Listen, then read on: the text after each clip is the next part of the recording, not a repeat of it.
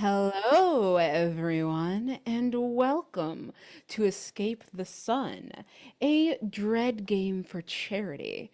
I'm Lamia, your dread master this evening, and I have a host of vampires with me because, well, what else are we going to do? We are raising money today for the American. Oh God, I'm going to botch the name of the organization now. The Sickle Cell Disease Association of America. It's the other direction. So please do donate if you have it. If you don't, spread the word. This organization is something that is near and dear to my heart. As someone with sickle cell trait that is somewhat expressive, it is through the Sickle Cell Disease Association's work that information has made it to doctors to the point where I've been able to get actually like relevant medical care for the first time in my life. So please do donate. It also will affect the game. You can see the incentives in chat and in the Tiltify. And so, with that, we are actually going to go ahead and jump straight in today. So, welcome to the Secure Undead Neutralization Center, affectionately called the Sun, because when vampires walk in, they don't typically come out.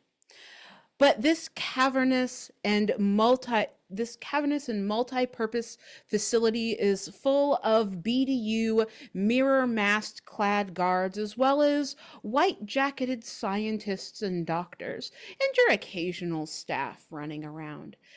It is like a hive, busy buzzing with various wards. The ward we go into is 15, one of the vampire wards. Bluu, where, what do we see Maeve doing?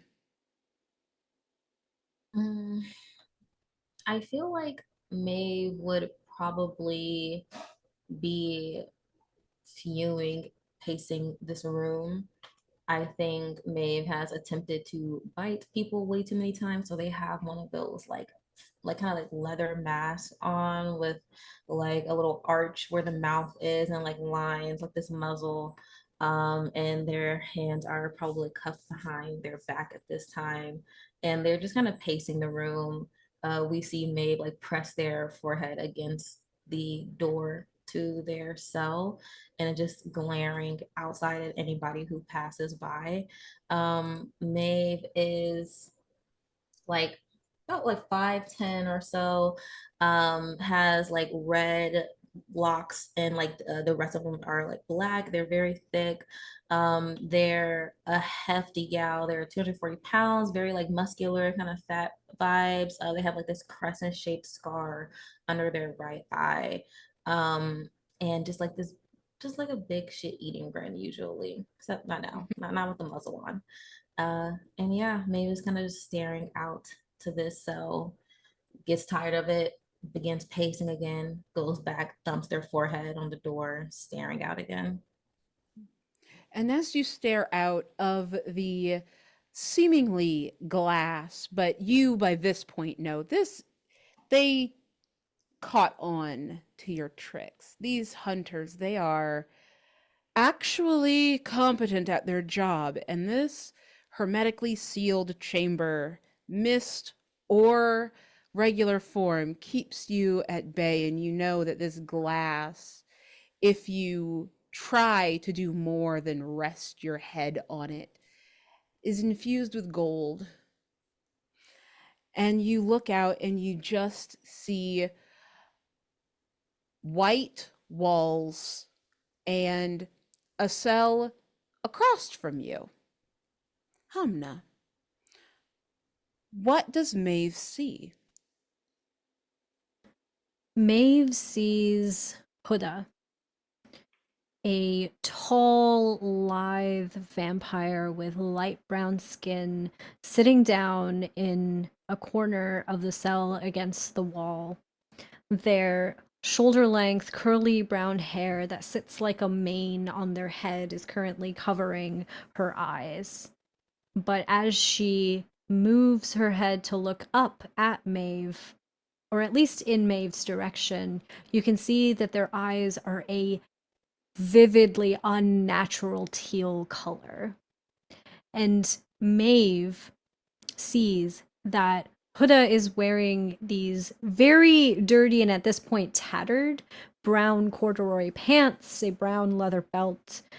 Their top is this long sleeve dark brown sweater that has a mesh along the chest.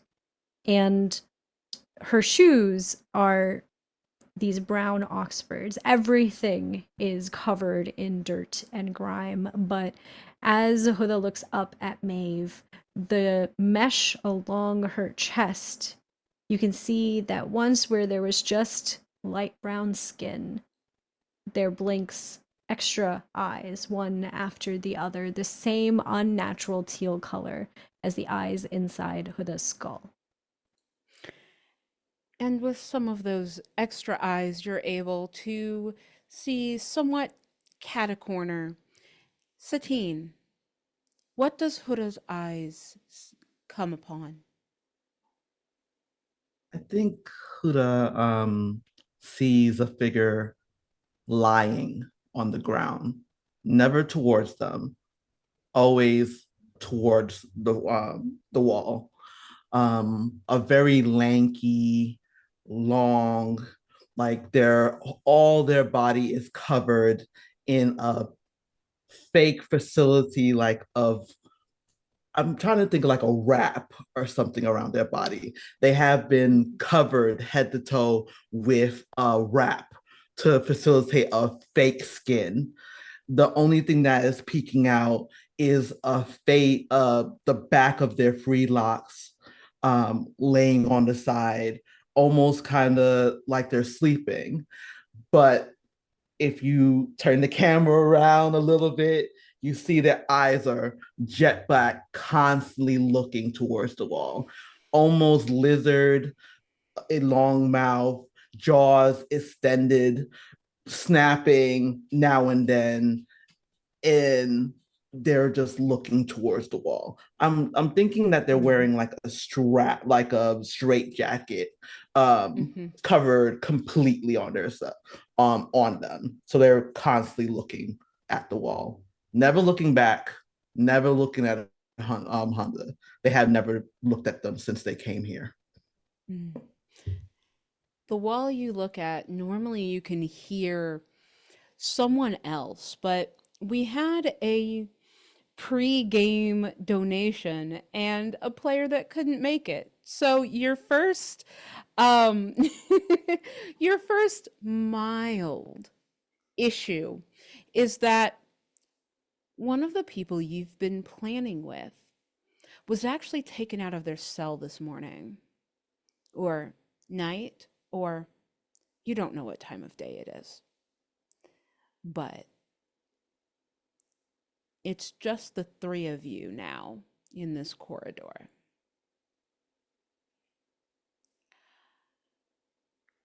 Are we able to talk to one another? Like, is it Yeah. like a soundproof situation? Okay. I think that would definitely be what has Maeve up in arms right now. Like knowing that there's a hole in the plan. Um, are there any guards or staff currently walking through the halls? Currently, this hall is at the moment empty. You know that given that you all are kind of coming to consciousness, it probably must be night unless they have done something again, which they have done things before.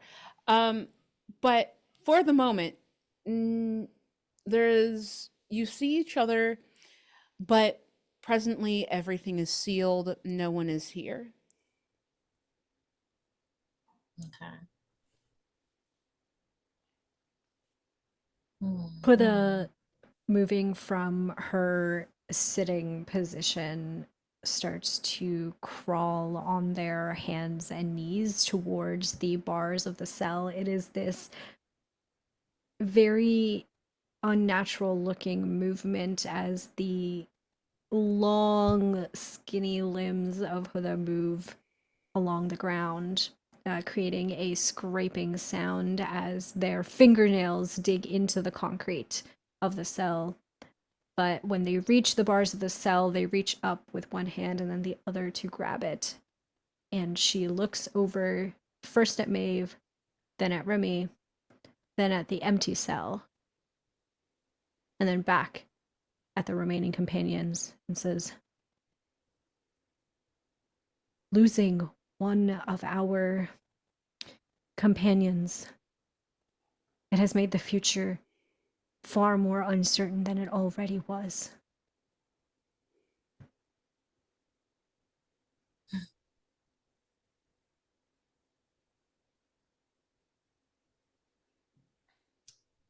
think Maeve just kind of shakes their head and is like, uncertain or not, we have to find a way out of here. I can't stay another fucking day in here.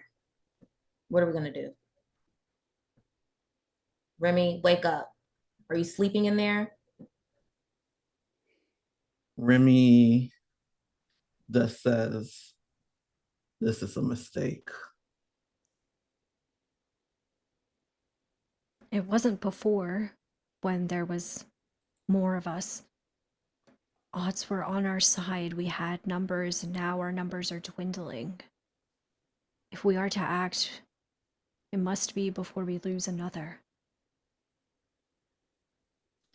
Remy like does like the most heaviest sigh.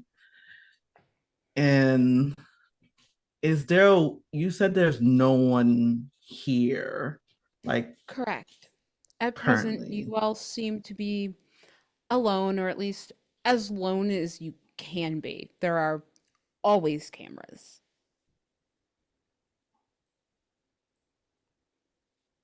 I'm trying to think. What you So considering? the cell above, like it's also plain white too. It's just like a box in all white.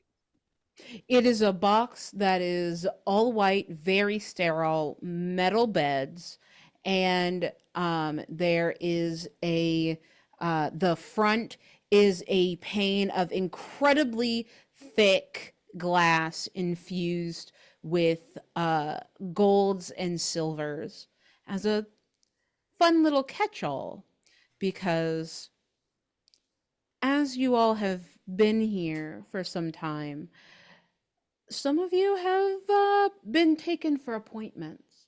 And on those appointments, you've heard things and smelled things and realized that perhaps the Sun Center has expanded their mission from undead to perhaps other forms of supernatural life or unlife, as it were.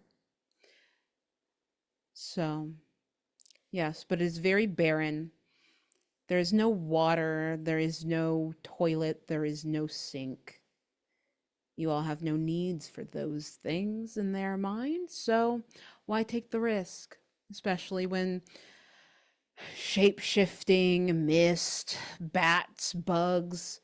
Better for these to be sealed tight, secure. After all, this is a neutralization center, not a resort.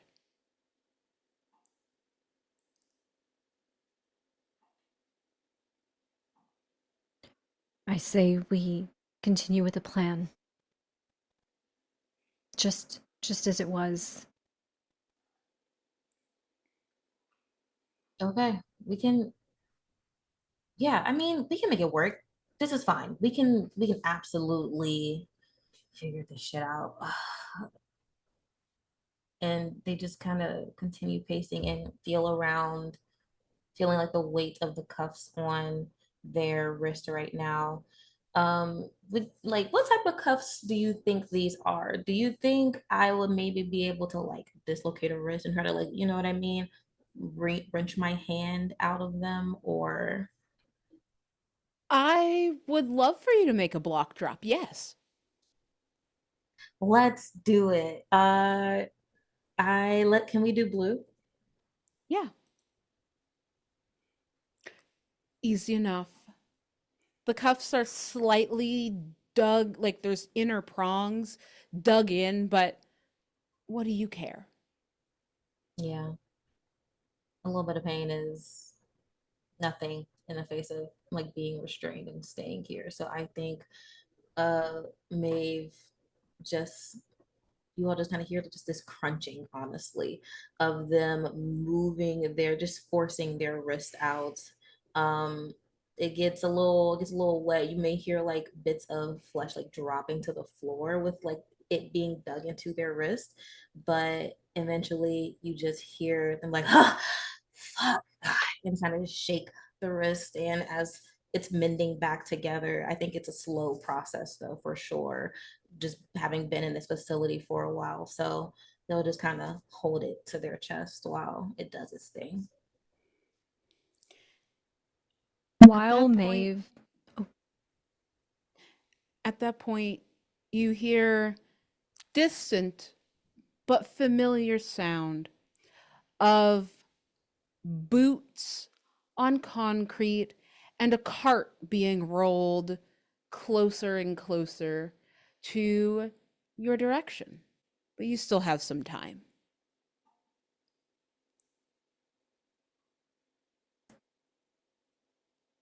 you might want to hide that. Somebody's coming. Ah, shit. And Maeve will like quickly, I think, rips a piece of their shirt off, making it like this crop top situation, swipes up like the blood from the floor, even like spit just to make sure it's really like gone. They're just trying to get rid of the evidence and like stuff it in their pants. And will like go on the side of the door where they can't quite see Maeve, but maybe like the side of them, but won't be able to like peep the hand as it's healing. Yeah. Can I feel for the vibrations how many people are coming? Yes, that's easy enough. You've been here long enough, you can tell well enough. So you hear 3 pairs of boots. The boots that you always hear. This is the most common sound in your world now. There are 3 guards. You hear a pair of safety shoes on the floor, a staff member pushing the cart and the wheels. They're bringing lunch.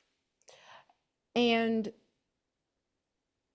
not as normal, there is a 5th set of shoes coming towards you. These are smaller impacts. You would say heels clacking. A scientist or a doctor? Um, uh, I was gonna say Remy just quickly says, as they are curling into themselves, hearing that sound of the cart coming in, knowing what time it is. They say quickly, 5 people, 3 guards, 1 new food.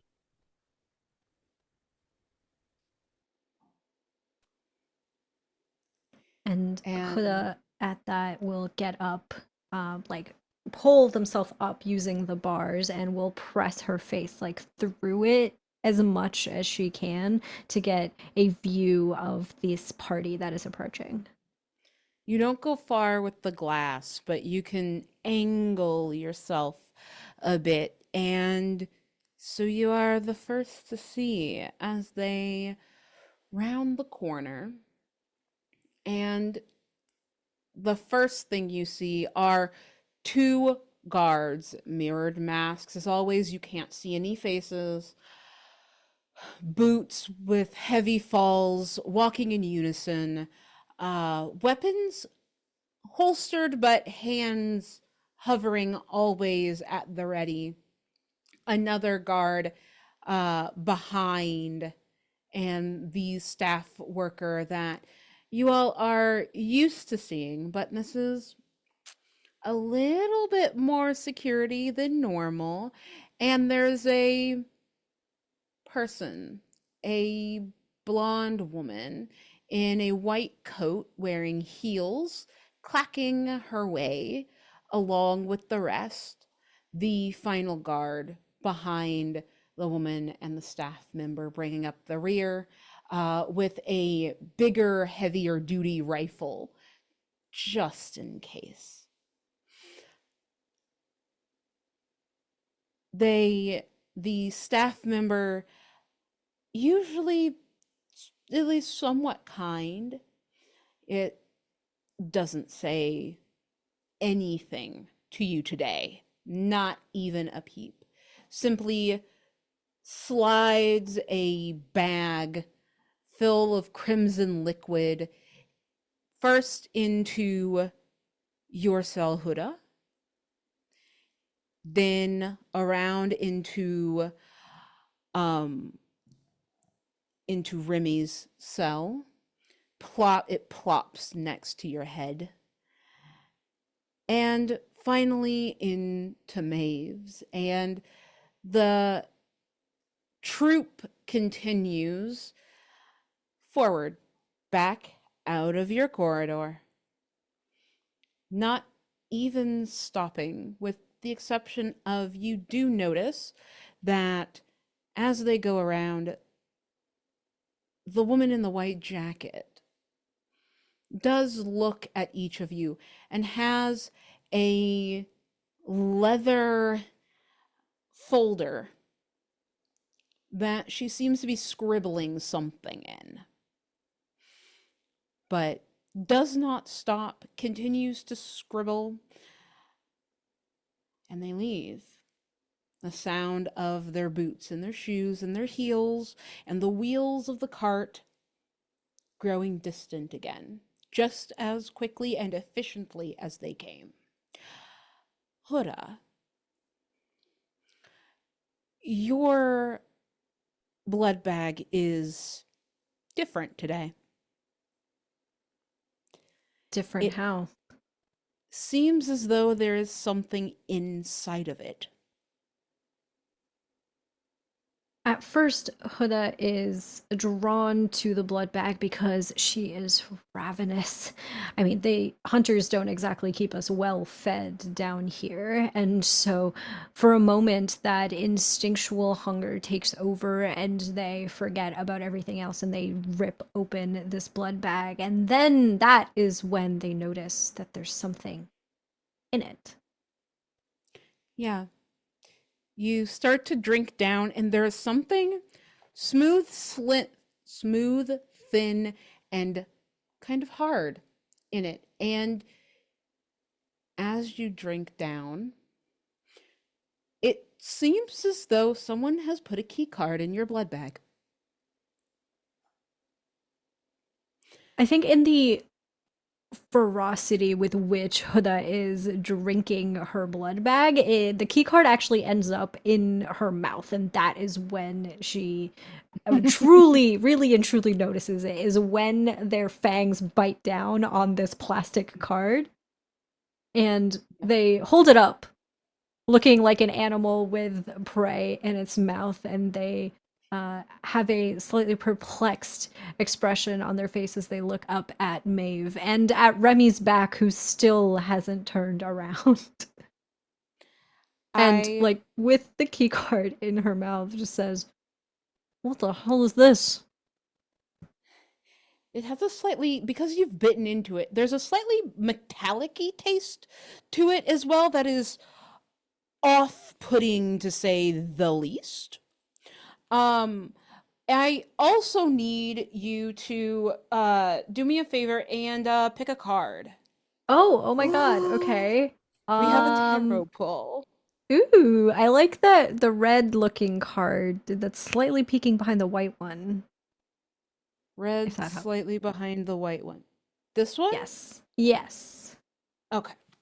If we're going with a vampire theme. Okay. Interesting. One moment. We have a lovely little we have our shield card. This was the back.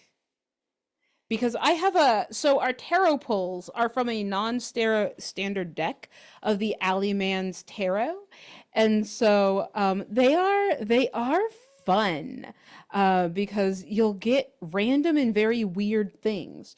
So while we put that on deck and I find our card, I do also have to say, folks seem to want you all to be deeply threatened. For in addition to the helpful item and the tarot pull, we also have two new threats or obstacles.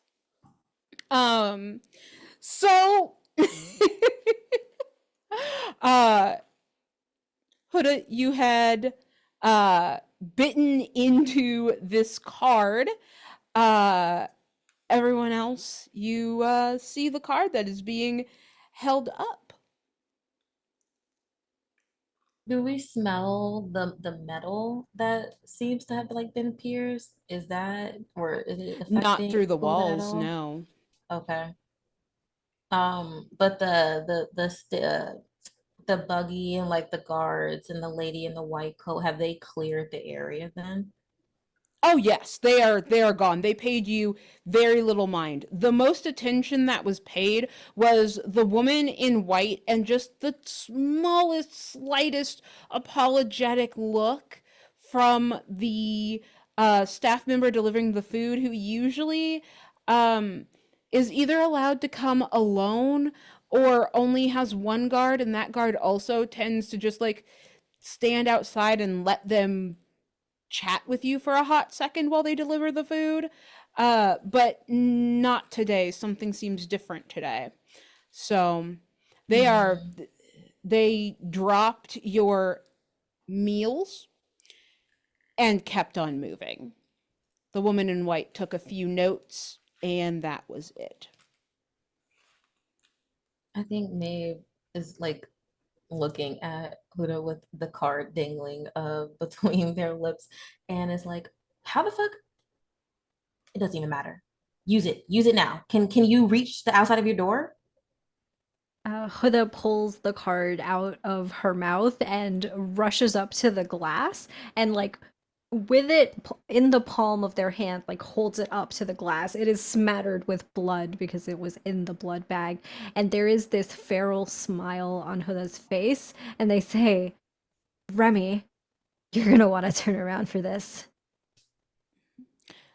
And so with the 5 of discs and the need for nutrients and the desire to be held again and remembrance of a time where you weren't so deeply lacking in love and sustenance.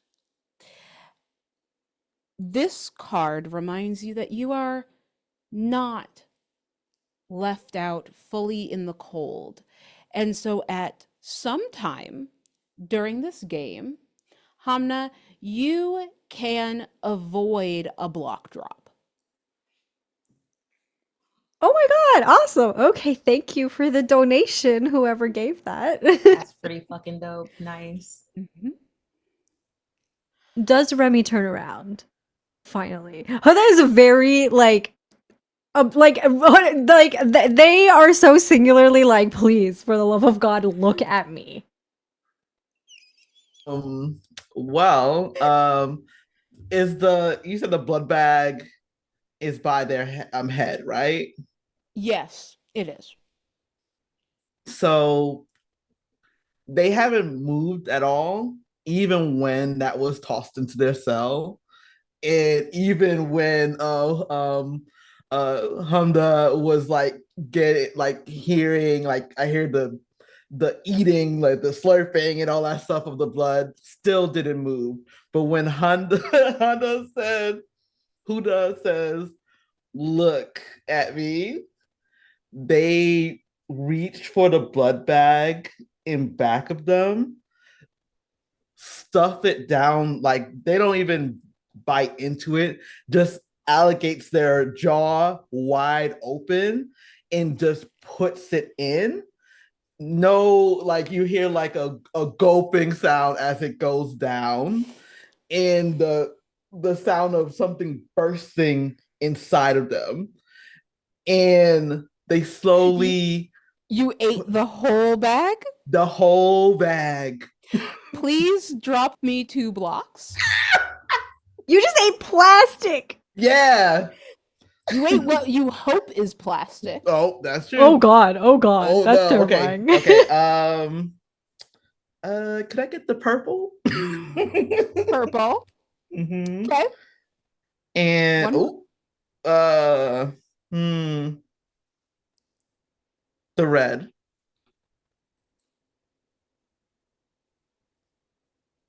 Okay. You feel the blood bag burst inside of you, and it feels like there is more pressure than there should be as you've eaten this entire bag and realize that perhaps you've made a mistake. But your continence, you've been here for a while, but you are still a vampire. You are still a Lugro. You are powerful and can tolerate what many cannot. And thus, you're okay. Do I feel like it's something metal also? As No, the okay. no. You feel you feel indigestion. Oh, so I have the vampire guts. Yep. Is it noticeably like something like I could take out of myself? No, this is like if you were to swallow a chemical compound that your body technically shouldn't be able to digest. Mm-hmm. But luckily your body is not normal. And so while it's not great, you're not like burning alive from the inside like you could be. As I say, AKA can keep a bad bitch down. So I'm gonna try to as I hear like the key hit the glass, they finally, after doing all that, it's like, ooh, that kind of hit somewhere that I didn't want to hit. Um, is it still blood though? It's still blood, right? Oh yeah, it's still blood. You just also ate the bag.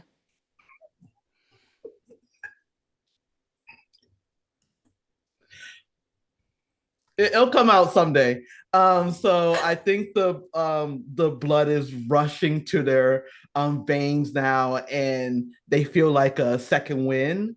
Can I rip out myself out of the jacket I am in? Yeah. Uh drop me a block.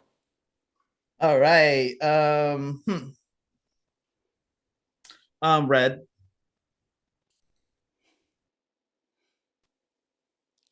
Okay.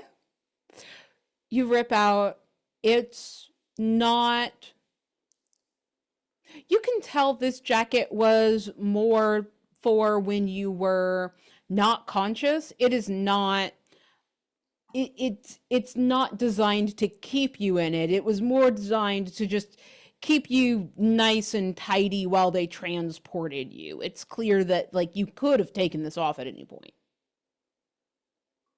As they rip off the mockery of a skin that's not theirs. You finally see that as the blood is rushing, whatever, and the plastic, because now is a new thing. Microplastics is running through my vampire body. Um, their sores are shown now of the sun baby they have, and they slowly form together into a dark brown skin. They look more of a let's say mask looking creature, and their claws come out finally, unsheathing of themselves. Um, and they stand up to the actual full size, roll their shoulders, and says, "Let's get the fuck out of here."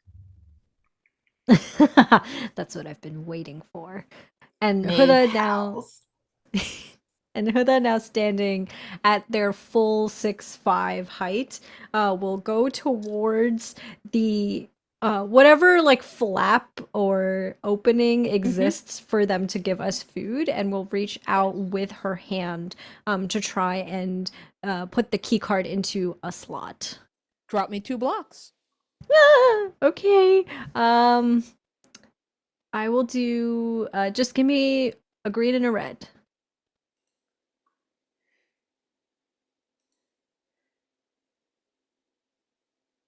Okay. You are able to spindle your limbs up and out, and as you do so, you're able to tap the key card, and there's a slight spark as you tap it, having bitten the card. And and it begins to grow hot in your hand, but it does seem as though the system is reading the card. Do you want to hold on to the card or drop it as it starts to heat up?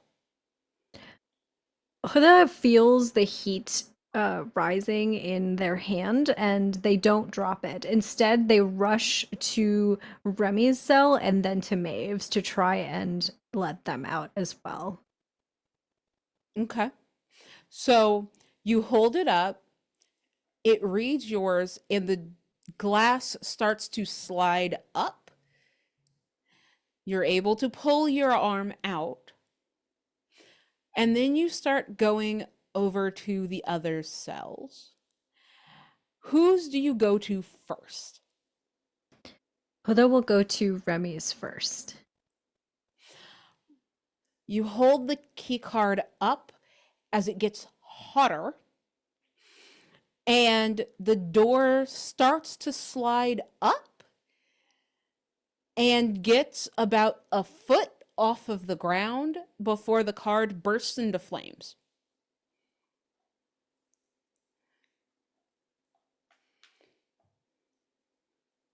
As the card bursts into flames, Huda holds it for a second.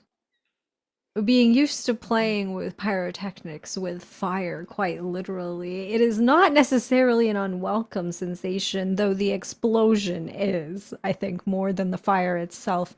And that is what makes Huda drop the card at her feet in front of Remy's cell. Is the cell like closing again, or is it stuck at that like 1 foot of entryway It's height? like it's stuck at like a foot. And as you drop the card, and it is on fire. So there's now an open flame in here as well. Thanks I for look those up. 2 obstacles, folks. I look up and around. Are there smoke detectors or fire detectors in this hallway? Do they care You enough to know, put those here? you know that there are sprinklers. You've been here, I believe, the longest of anyone. So you've seen what happens when they activate those sprinklers, because they're in the cells too. And you know that the last time they did, it was just in one cell. But the vampire in that cell started to shriek and melt as the Sprinkler system runs holy water.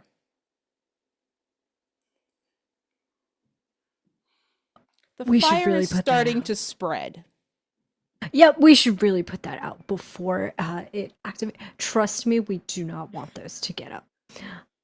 Can I do my little ability? Can I think seeing the fire, and then they kind of like walk back a little bit because of just the fact of the light itself. They I want to shift into a python. Okay. You do so. What do you do? And as you hear the crackling of bones clicking together as elongated, like snake of like a brown, like kind of hue. Because I know, like, if it's just an inch enough, I know snakes to get in there, get out off under there. And I want to. Oh yeah, no, you got a foot. You got a foot. Mm-hmm. I think you see this huge snake come slithering slowly out of the cell itself. And then the fire is spreading, right? And Maeve is Yes. still in the cell. Yes, and you no longer have a key card. Maeve is like, what the fuck are you guys doing out there? How did you start a fire? Like, True, like, was so pressed against the glass. Like, their cheeks are, like, kind of coming through the bars and, like, really trying to see what is going on, but they can't see well. It seems the humans are not so good at electrical engineering as they thought. As Huda is like trying to stamp out the fire with their foot. I don't know if it's working, but they are trying. Drop me a block. Can I use my one avoid a block drop to avoid this block Absolutely, drop? you can. Yep, that is gone now. And so you stamp out the fire just fine. It was a very minor fire. You're fine. It does not spread any further. I'm gonna pick up the smoldering broken key card and pocket it anyway, just in case. Okay. Really couldn't hurt. I think Remy looks to Maeve and looks around their cell. Did you drink any blood yet? No, Maeve hadn't drunk it yet. Is there anything in it? I think Maeve looks down at it. It's like, oh shit. And will bite into the pouch to begin drinking it to see if there's anything inside of their bag. There is not. There is blood. Maeve is like, God fucking damn it, and like throws it at the fucking window, headbutts the door, and they're like, nothing's in here. And let me look at my fucking abilities. Oh my god, it's gold. This door is actually lined with gold though, so I can't do shit. Is there any way?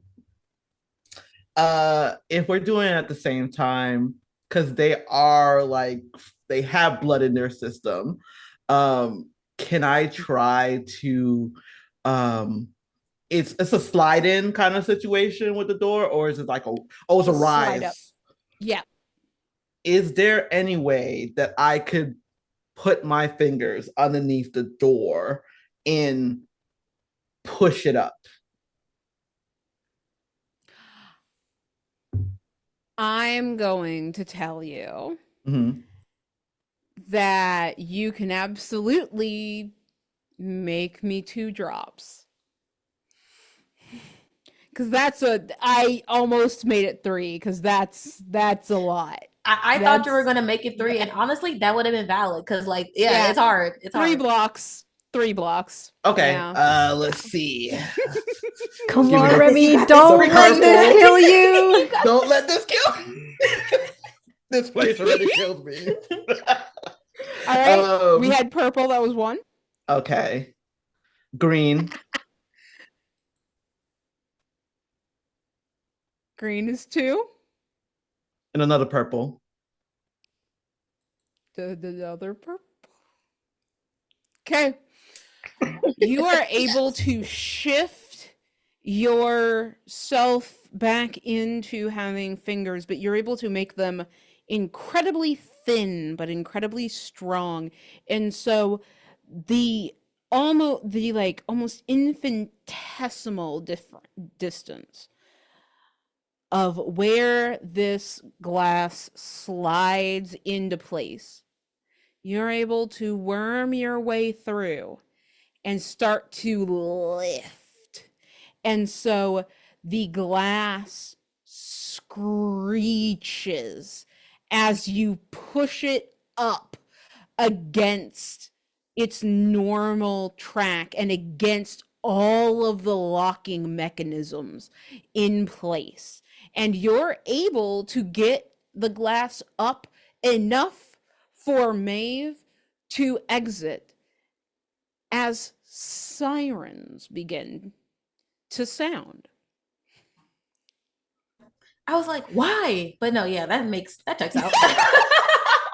What do you mean? Yep, Why? that checks out. Yeah, that makes sense. Yeah, that tracks. You brute forced the fucking door. Do you Yep. think these doors are not alarmed, fam? Like It's time to there is go. there It's is time to a go. annoying, piercing sound going through the air, and you can already hear the boots in the hallway. Maeve immediately drops down, rolls from under like the space that Remy has made, and like looks to the others and is like, because we are just in a corridor. So I think Maeve's like, which way? We gotta go. Yeah, you're in like a little bulbed nook, and there's a corridor leading through the nook out because you're basically in like a cul-de-sac. Yeah. And so going out, you can go straight, left, or right. Hamnah is going to gesture towards the direction that the scientist and the guards like went, not from where they came, but where they went. And is going to suggest we go that way. I think the moment Hoda pointed out, hitting Immediately. the floor. Immediately getting like gone. Absolutely. All right. You know, I feel as though Bluu, you're getting left out. So make me a drop. Okay, Bluu.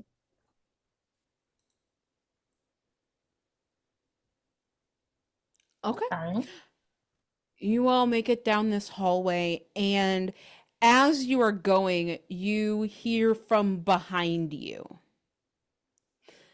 sounds of guards coming from both of the other directions. You're heading in a way that is starting to curve as you're going.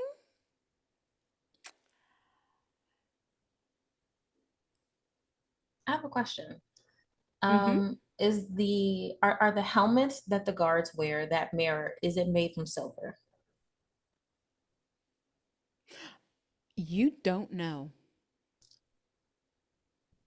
If I like get a peek of a guard, would I be able to kind of like reach out and attempt to manipulate this silver to just squeeze the helmet? Oh, you could absolutely give that a go. Go Yeah, find a they're gonna try guard. because they don't know. I feel like as we're running, if we like if if we come into a guard, because knowing they're coming from both sides now, I feel like seeing one is inevitable. I think Maeve is thinking like we're gonna have to There, fight. so you all went left because when you came out, you had the option left, right, forward. You hear behind you guards coming from what used to be forward and right. You're going left. Okay. So are you turning around to go find a guard? Nah. I will wait until I see a guard to try to Okay. murder them. Okay. Yeah, I think we just keep running. I think May will kind of like look at the other two while we're running, and they're like, I don't know much about the lay of the land. What about you guys? Do you know anywhere we could go? I do remember kind of hearing about like a weapons depot. I don't know where the fuck it is. I could probably maybe sort of kind of find it. I don't know. Just this isn't my bag. I'm good at hitting. Maybe it's just like I can run, but I damn sure am not sure where the fuck to go. A weapons depot sounds like a good place to try to go. I mean, when I was here and they were moving me around, I smelled sulfur in the air, like it was coming from deep within the center, the core of the sun. I don't know why it would smell Hmm. like that, if there's a volcano or if they're burning fossil fuels or something, but whatever it is, it can't be good. So maybe we try and avoid that part. If we start to smell sulfur, we go the other way. Okay. Okay. And this is like an endless corridor right now for It us. has currently it has curved, and so you now feel like you are starting to not like back the direction you came, but you're starting to now you went left and now you're starting to feel like it's starting to become right. Mm. You're Huh. passing doors sparsely on either side of you, but you have not come to another hallway yet. You're starting to get the idea that perhaps this place is a little more circular than you thought it would be. Yeah. Hmm.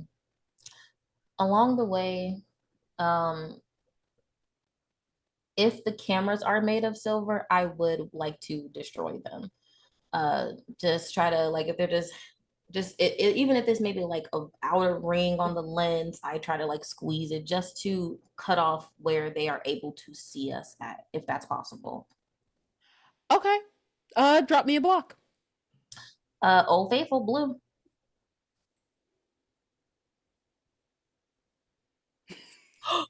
Oh, fucking Old Faithful, my ass. You better not. You better not. Do y'all see what I That was mean, though? close. I was like, okay, change your name. No, no longer blue. No more. She's a different color.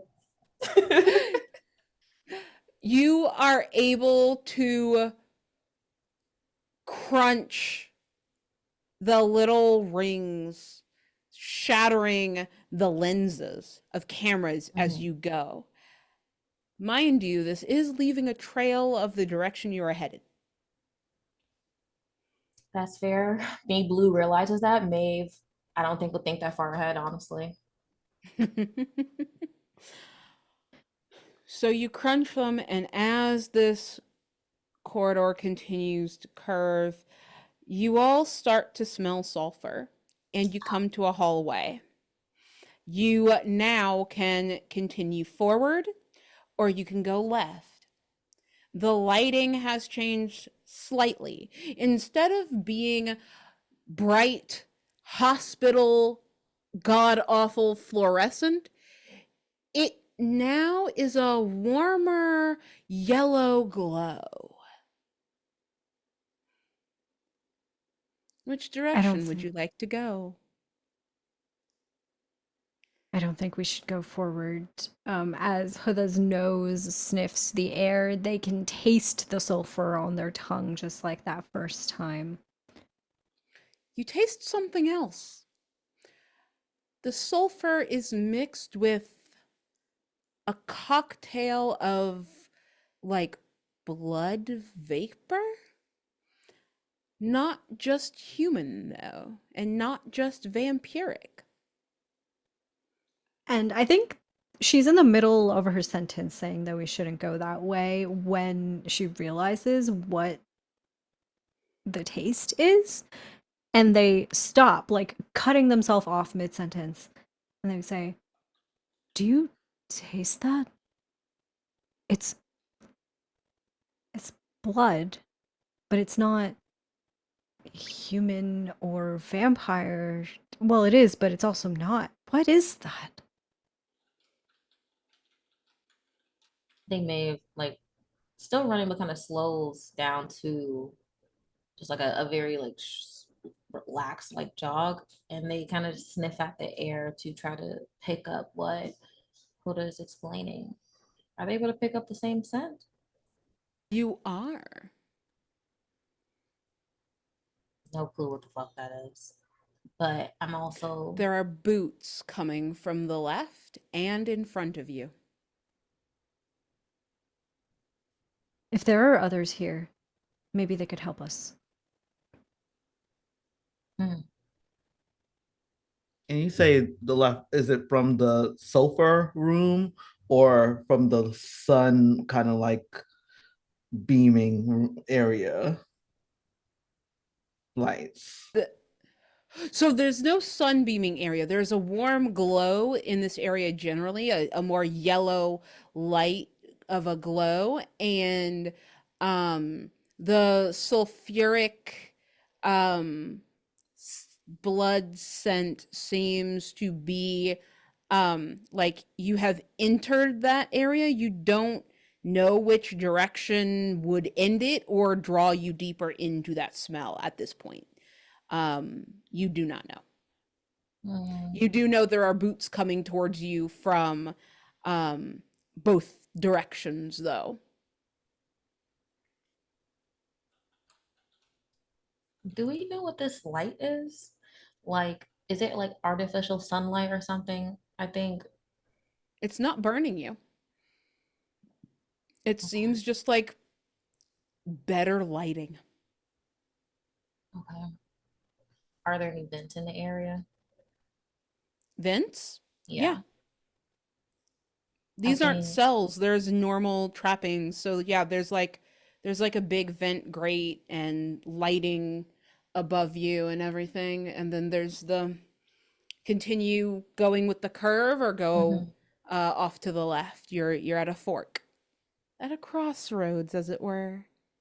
I think Maeve is like, oh, we could maybe take the vents if we really want to avoid the sulfur. Okay, sure. And maybe we'll just go straight, I guess. You can see what comes. I don't fucking know. And Maeve, I feel like will position themselves to like assist people in like reaching the vent, kind of like put their hands together, and just like provide like that foot support. So the other two can get up there. I mean, honestly, y'all, I'm a short king. Y'all are tall as fuck. So I think it's after you. you're right. You're right. Let me just take a little step. I think Remy, they do stop, but as soon as they see like the warm lighting, it's a startle stop. They don't know if that's the direction that they have come from sunbathing, but that fear of that moment, they would rather take the vents. So I would like to help Maeve get into the vents if they could pull it off. Like I will physical lift you up. Okay. This the threat isn't whether or not you can get into the vent. The threat is whether or not you can get into the vent before anyone sees you. Drop me a block. Is it all of us or just one of us? It's Me? you. It's you, Remy. Ooh. Oh, right. Okay, let's see. That one, the blue is at the end. I don't want to do blue, so I'm gonna do green.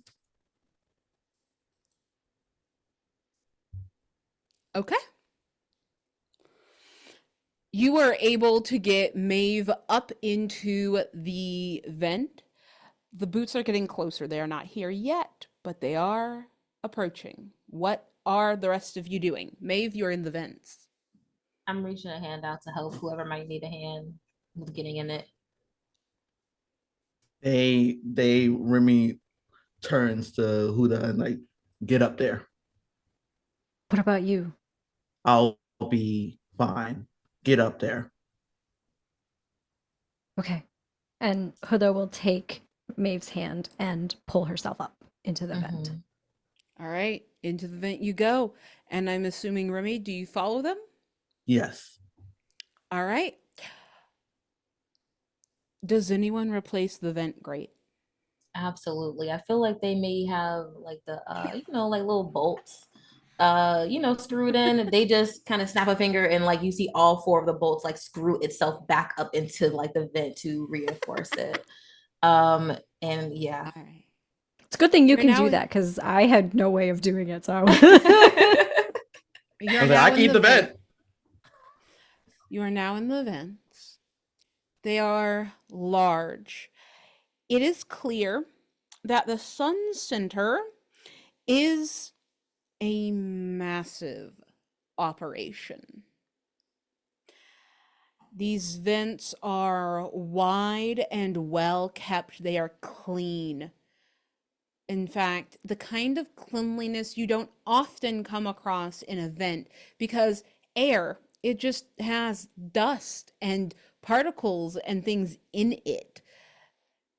These vents seem like they are kept immaculately clean. And sure enough, as you are making your way through them, you do see that there are UV lights equipped in these vents in order to kill particulates on a regular schedule.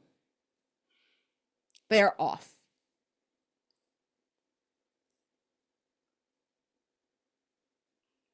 Well, that's not fucking fun. What is our direction looking like? Like, is it a way? Do the vents lead in a place where we can avoid You, the direction of the sulfur? yeah, you are now, so you are coming from this curved direction. You could have gone straight or you could have gone this direction. You all took the vent, and so now you are going this way. Okay. And the smell of sulfur is getting stronger. As we go that way. I Yeah, know I said it, that we should avoid it, but if there's others in here, then we need strength and numbers. We already lost one. And so, what do you say? Let's fucking go. Remy looks up at the lights for a moment and just says, let's go. So we're going towards the smell of sulfur rather than away. yes, you are moving. You find yourself moving towards the center of the sun.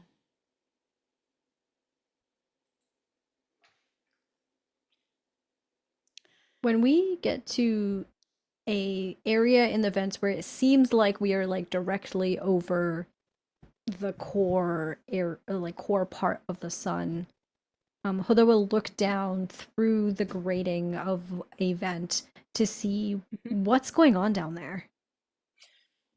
You go through, and as you move further, you do notice it gets warmer. Your cells are typically kept fairly cold, that you all don't need heat. They don't give a shit. They're going to save money on that.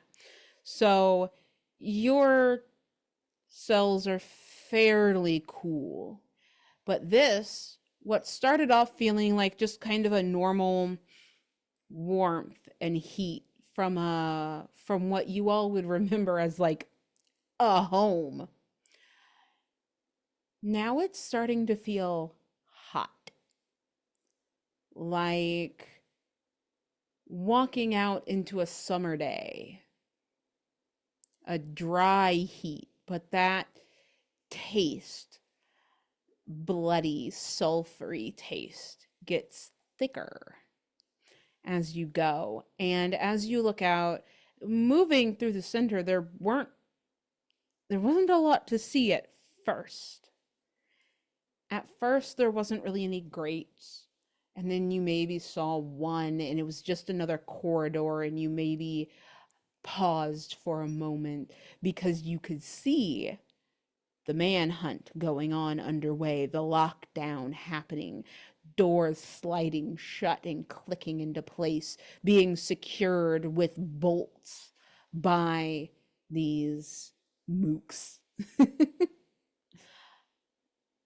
But the hotter it got, the more there was to see.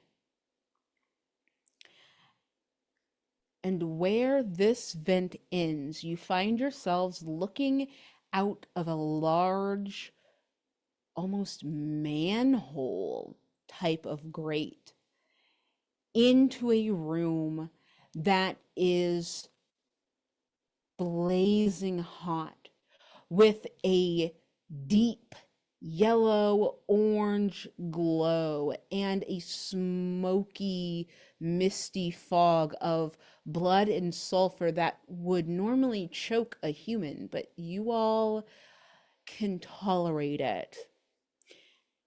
And you see that there are cages, there are cells, and in the center there seems to be some sort of a bed, a tablet with something or someone strapped to it, and the room is buzzing and busy with white jacketed people. And there's a high, shrill voice and the clacking of heels that, Remy, you are able to clock as the same heels that you heard just earlier today. What are we doing, people? Come on. Just because we're in lockdown does not mean the work stops. In fact, it's even more important. We need to get the project online now. So there's no guards in this room. Oh, there are guards in this room. Damn. Just from your vantage point, what you can see that there is a door across the room. It is a large double door, as though large things can be wheeled in and out of this room. In fact, you now realize that the tablet that this thing, this person, this being is on wheels and is able to be moved. There is a guard to either side of that door, from what you can see.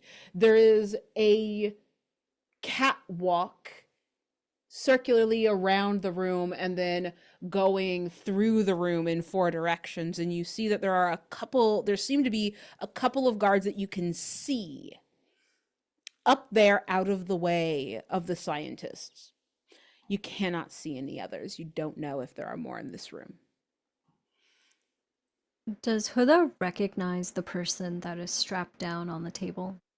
What an interesting question. Yeah, kind of. It looks kind of like someone you used to know. But Ola Bore didn't have horns. And they didn't have claws, and their skin definitely wasn't that color of red.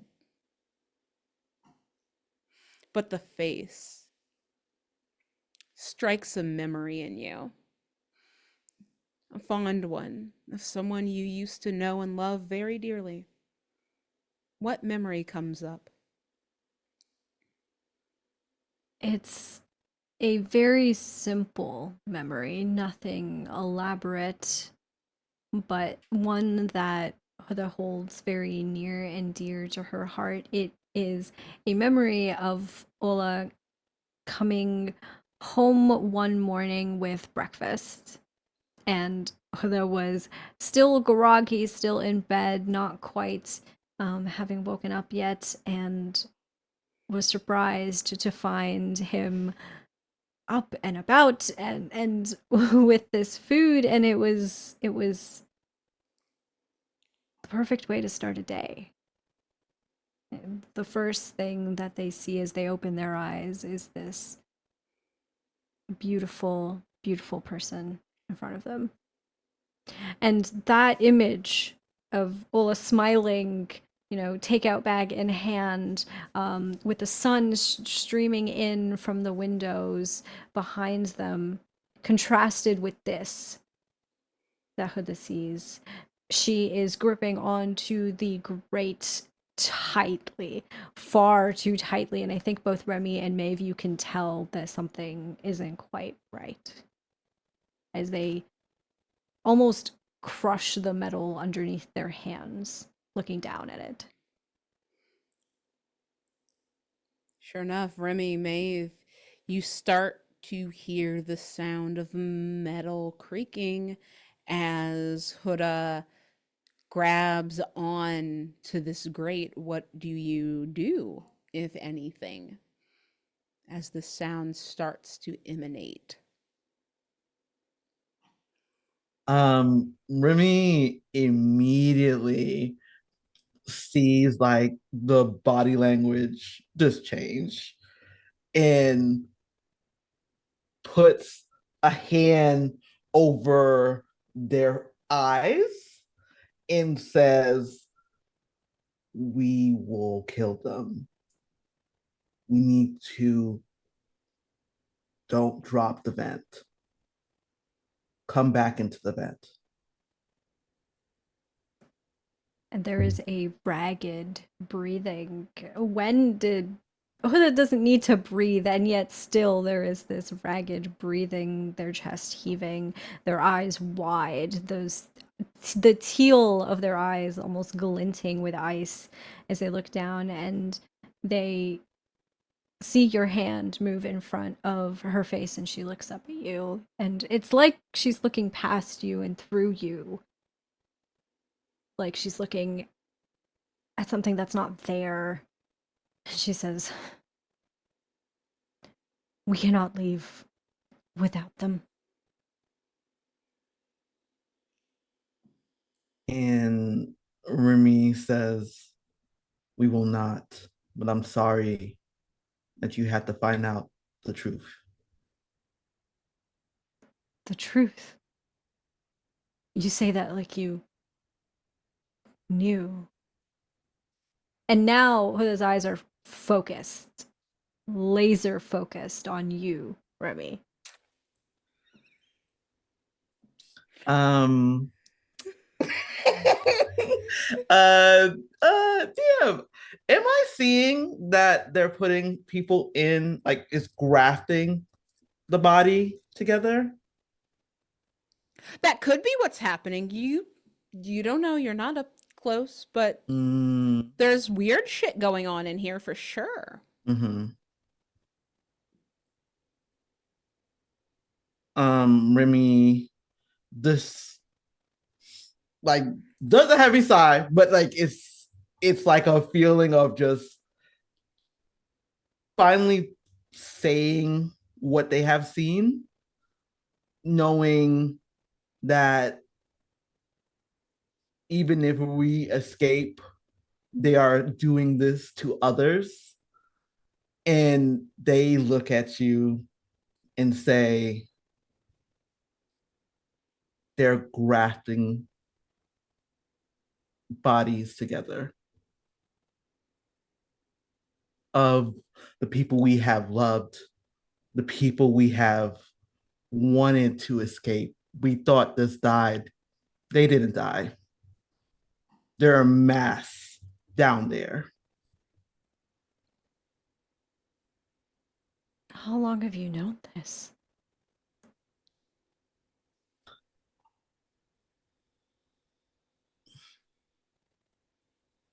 It looks up.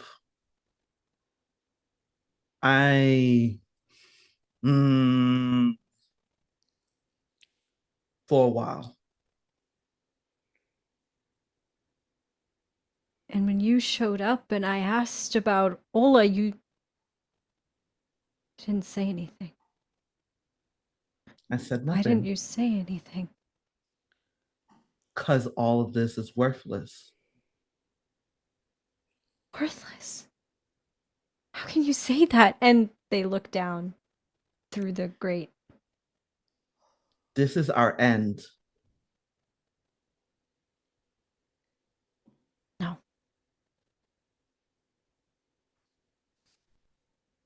They just look at you, and it's kind of like, when you it's like a adult, like this reserve, like res like has like a feeling like this is it. This is the truth. Here is it.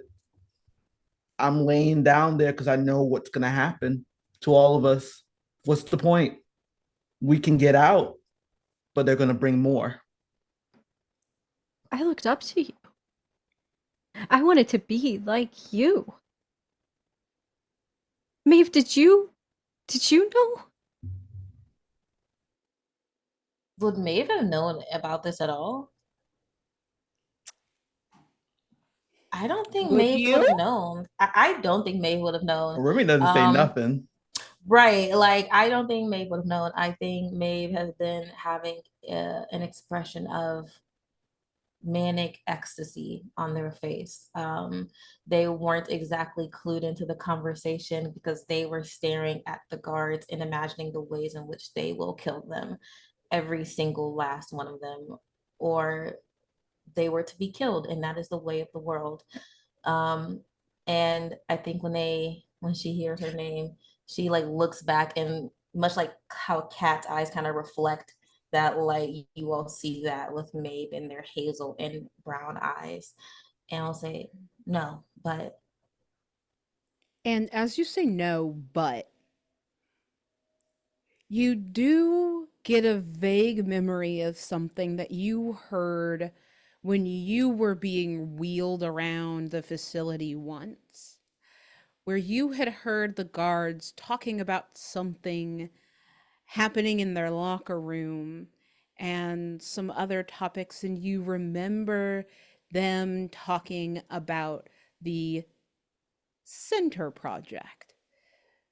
But the other gossip was way more interesting at that point because they were mentioning security things about key cards that were necessary and things, and you cleared into that, but it now makes you realize this must be the center project. mhm. And so I think Maeve will say like no, but, and then kind of recalls that, and I'll say, "Hmm. I overheard something once, something about the center project, but I had no fucking clue what they were talking about. You say this is the end. It can be the end for you. I'm getting the fuck out of here. Maya is waiting on me, and I refuse to keep her waiting any longer. And if I can't, then I'm taking as many of these fuckers with me.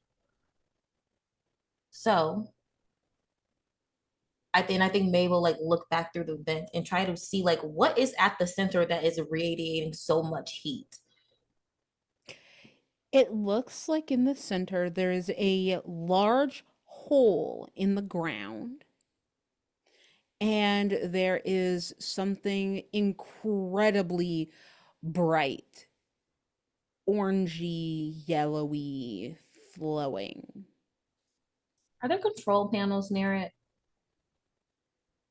It seems as though that area near that particular spot there is like a guardrail around it, and it seems as though the electronic equipment as much as possible is the edge is pushed out to the edges. It is not anywhere near this. You It doesn't take a genius to figure out that there seems to be a lava pool in the middle of this room. Mm. I think Maeve is wondering, And I think they'll even say it out loud. How can we make this go boom? How can we disrupt Look, this? I don't know what it is that you two want to do, whether the only thing that's important is just leaving here with your own lives, but I'm getting them out. All of them. And if you get in my way, they're looking at Remy in particular as she says this, then this will be your end. And that is where we will go to break. Ooh. See you back in about 5 to 10 minutes, y'all. Bye.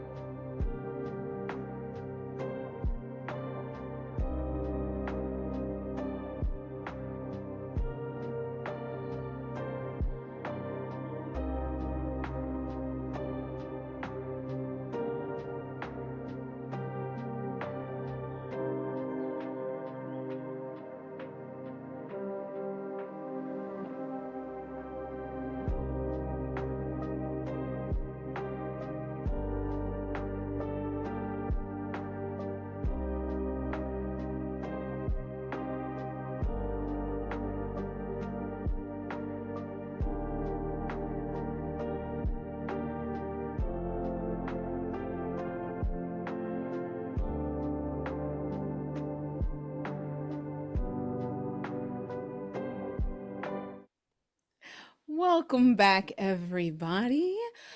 This is BIPOC VampDay, EscapeTheSun, and we're playing Dread, and we left off with our vampires making quite the realization about what the Sun Center has been doing and what they have known about it.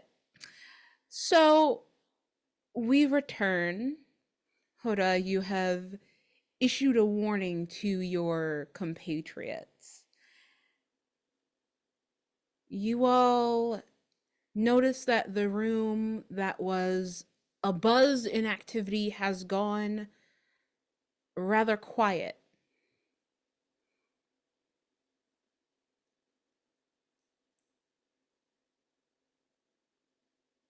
Can we Absolutely. see? Sorry, go. No, I'm honestly the same page. Can we see? Yeah, can we see like why it's gone quiet? Like what happened? You see that it would seem as though the scientists have been moved up into the catwalks off of the floor. There are more cages now that have come out of the floor. And Remy, there are some creatures that look somewhat familiar to you. Canine-esque, but very deeply not. I think Remy, hearing the threat from Huda, looks at like the creatures below and just like at this point says to them, I'm gonna help you. I'm gonna get y'all out. But those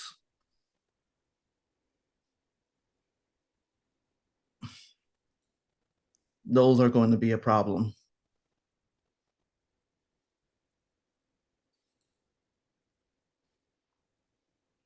Huda looks at Remy a little confused.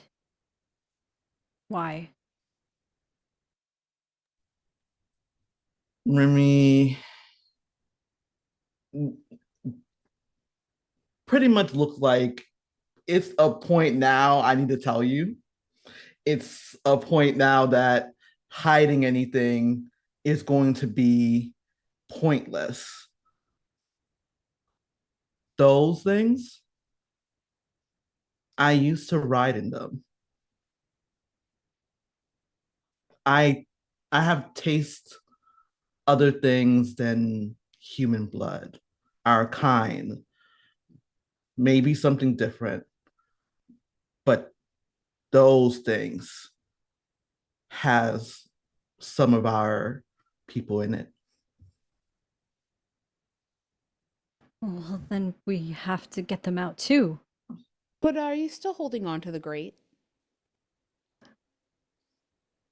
I think when Remy had distracted Huda, their grip had loosened. But yes, it is still on the grate. Oh. Okay. I need you to make me a block drop. Okay, I'll go with purple. Okay. Huda, the grate flies out of your hands as it is yanked off of the wall. Hands reach into the vent and start to pull you all out. Oh, Dreadmaster, question. Yes. I feel like Maeve would have chrome nail polish on, like would have literally put liquid silver inside of their nail polish. Would they remove that? I love to indulge my players so much, but please explain to me how in the hell you think this place, of all you have seen, would have let you keep nail polish on. You can't blame a guy for trying. All right, I'm gonna try regardless. That is very fair. I'm just saying, if you can That's fair. explain to me how on earth you would have that, I'll let you have it, but you do have to explain it to me. I because admittedly think they would have scrubbed, like straight up hosed us down, straight up scrubbed everything before we got like in our cells and things of that nature. So that's extremely fucking fair. I agree. Okay. I'm Continue. immediately throwing paws though. Immediately, like whatever is grabbing me, I am trying to bite at it. And oh wait, I still have my fucking mask on. I am still trying to like. I am a feral. You could have dog. taken your hands are free. You could have taken your mask off. You're fine. Cool. Well then, yeah, they That are. part. You absolutely just see like a feral animal like biting at whatever it is touching them. Truly, truly, like scratching at whatever is touching them. Is the hands humanoid? Yeah.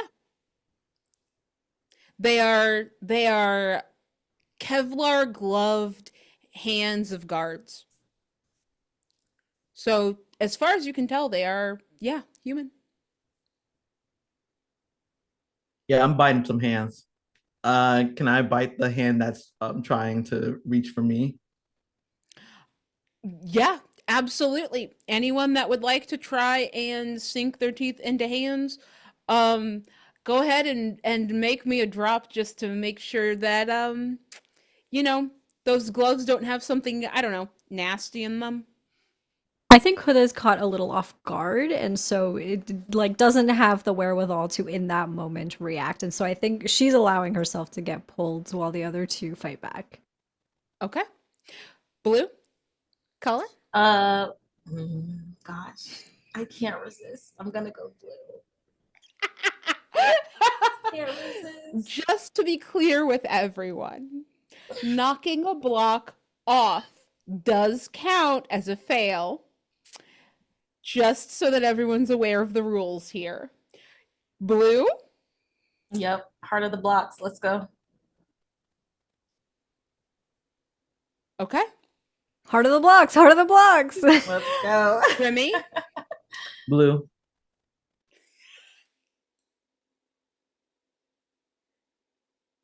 Okay. You all sink Maeve and Remy, you sink your teeth into the gloved hands, and you do in fact taste cloth.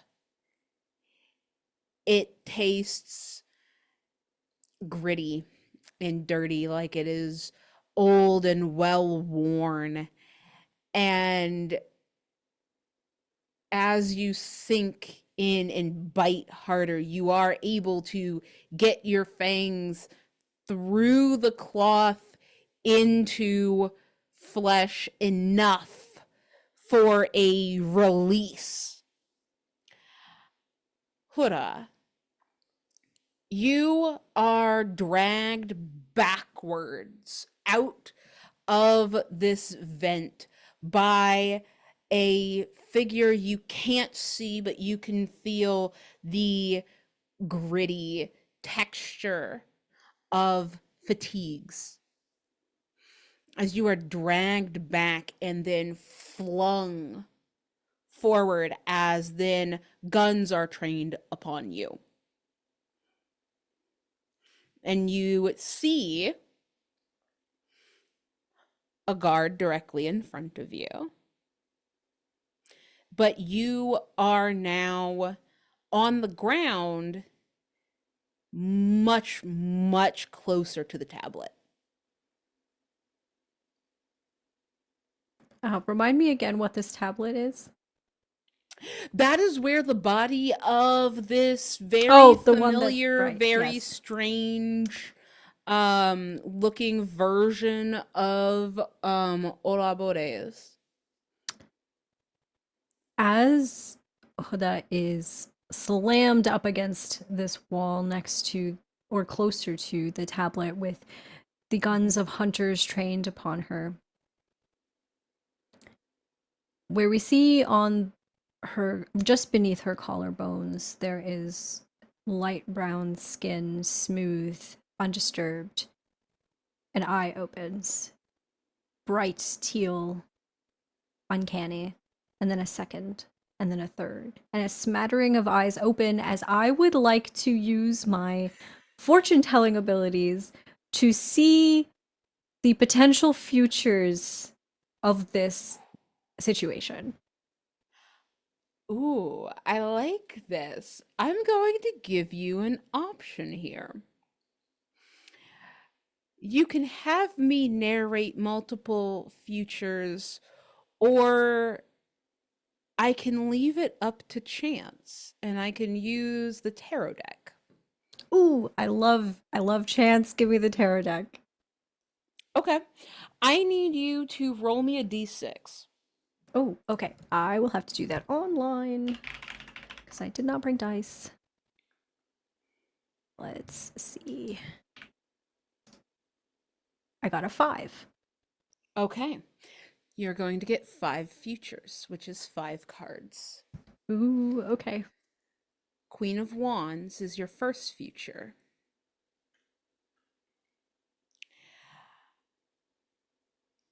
I believe this is the jester as your second future.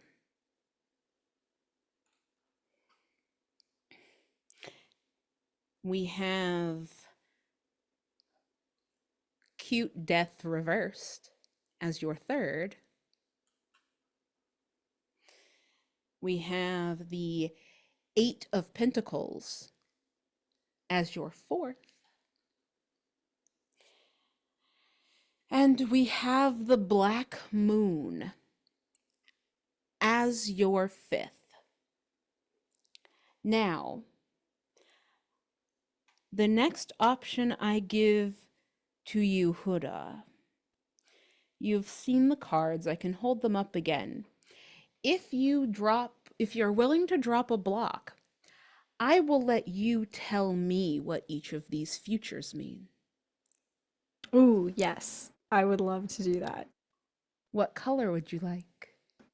Let's do purple again. I'm playing it safe, or at least what I think is safe. I don't know. Okay. Okay. So, your first future, the Queen of Wands. I think this is a future in which Huda fights back. I think this is a representation of them with a weapon of some kind. Because there's no other pieces to that artwork, the future is unclear as to what would happen if they did that. Mm-hmm. Okay. The String Jester.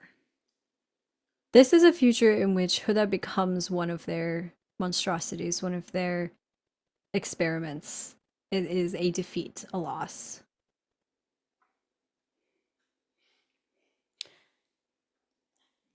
Cute Death Reversed.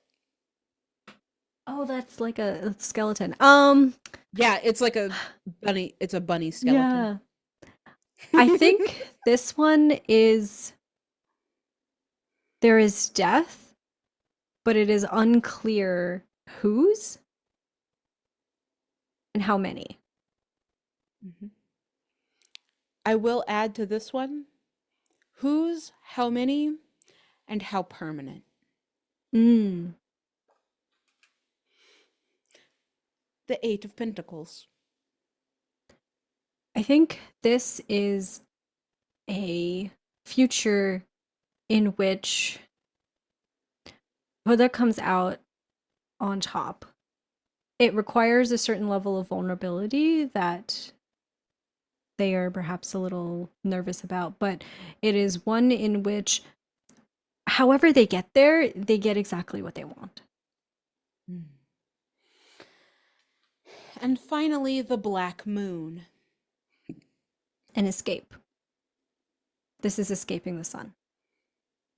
Mm. And for this one, I will go ahead and add for you that it is escaping the sun, but at a cost.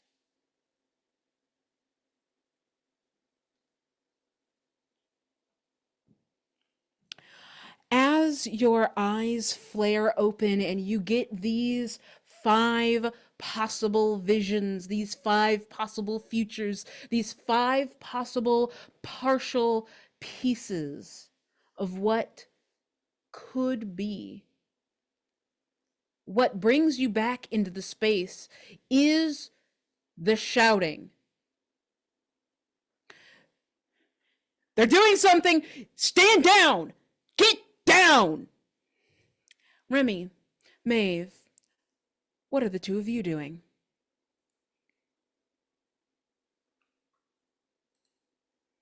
I'm definitely seeing that they pulled Hola down. I'm going after them. So like I want to take, like, I know I bit into one of their hands. I want to take that force of them trying to maybe rip away, like ripping their way of hands, to literally follow them to with their grip and try to attach onto them and bite into them. Okay. 2 drops. Okay. All right. Let's see. I'm not liking the green in the back there because I can't see. I'm going to go with red.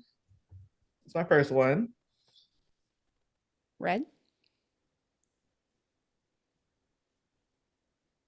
And this may be risky. Purple.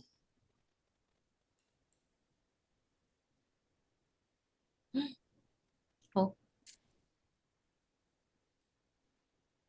Oh. Well. No! Well. Remy. Yeah. You follow this hand as it pulls away and you spin around. Tell me what you do to the guard that you have just now turned to face and how it has left you vulnerable. I think as they are like pulling me out, my teeth is synced into their glove, and thinking that, oh, okay, I'm going to jump on you like a spider monkey and like cling to them. They take a moment to see that Hola is surrounded, and they feel a moment of just, let me turn for a second to maybe just see where they're at. And I'm thinking as they're on the gates on the walkway, right? That the guard tries to yank me back over the catwalk. So you're saying you got up into the catwalk? Oh, so where's the bed? That's what I need to know. That's what, Yeah. where I'm getting You're on the from. floor. The scientists and everything are up in the catwalk. Okay. You tried, like, this person pulled away. You use that to spin around to face them. You get to kill them, but you have to tell me how that makes you vulnerable to what comes next. If we're surrounded, I think basically I get the chance to bite into this person, but I'm surrounded. So I think I get, as soon as like it was focused on Huda, now everyone's focuses on me as the target. You bite into this guard, and their blood is like nothing you've ever tasted before. It is succulent and spicy. It is savory. It is, you've heard tale in mythology of the food of the gods, and this ambrosia on your tongue as you swallow it It makes you feel more alive than you have felt in years. It is everything you have ever wanted and needed in the world. And as you drink, the warmth of life spreads through your body. And as this guard starts to crumple to the ground, falling bit by bit like grains of rice in front of you, the warmth continues to spread as you realize that you have again devoured something you shouldn't have. As this blood spreads through your veins and ignites you as though the sun itself has sprung into your body and risen over the horizon. You feel your flesh start to melt as though you are shifting, but instead of shifting into power and grace and feral, ferocious beasts, you melt into nothing.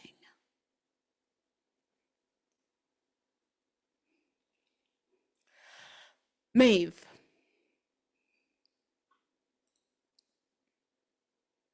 Oh, first, I need color. I need 3 colors from each of you, Hamnah and Bluu. 3 blue for me. 1, 2, 3. In that case, I'm just gonna even out the board. Purple, green, red. Purple, green, red. Okay.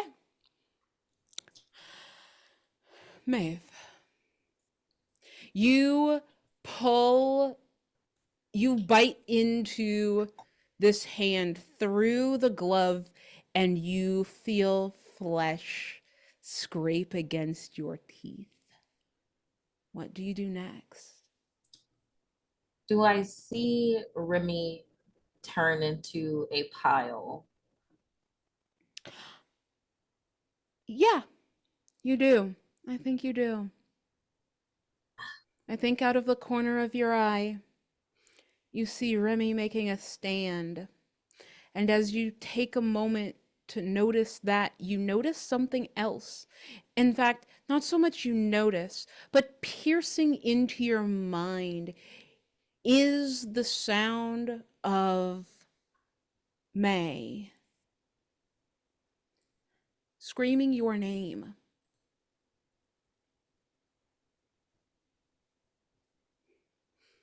Is this, I think hearing May scream their name, I think what goes through May's mind is feeling flesh uh scrape against their Or skin. apologies, Maya screaming your name. Got you. Um yeah, feeling that flesh scrape against their skin, their pupils blow wide because they haven't had a good fucking meal in so long. And I think just as they are about to do the same as Remy drain this guard, they watch Remy, like in a flash, turn into a pile of bone and muscle and flesh. And that makes them immediately unlatch and instead try to break the arm. And I feel like as they're breaking this arm, they just kind of like thrust a knee at it, the elbow, while holding it straight. They hear Maya's voice and their ear twitches and they look towards the sound. There's a I think cage. Maya's inside the cage. There's a cage. And Maya's inside the cage, looking at you in wide-eyed horror.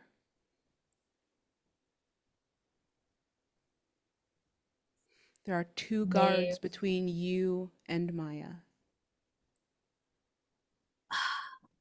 I look back at Hoda and what's going on with the guards that were surrounding them. The guards surrounding who? Hoda's, Hoda. yeah. Right now, you see Hoda's eyes blazed open, lost in a vision, and the guards are just yelling for Hoda to get on the ground, but Hoda's not moving towards them. So they are not doing anything yet. It seems like a standoff at the moment. The vision is still happening. We've rewound a little bit because these things were happening simultaneously. Mm-hmm.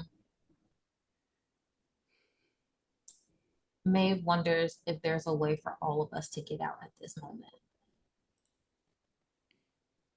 And remember her saying that there's strength in numbers. And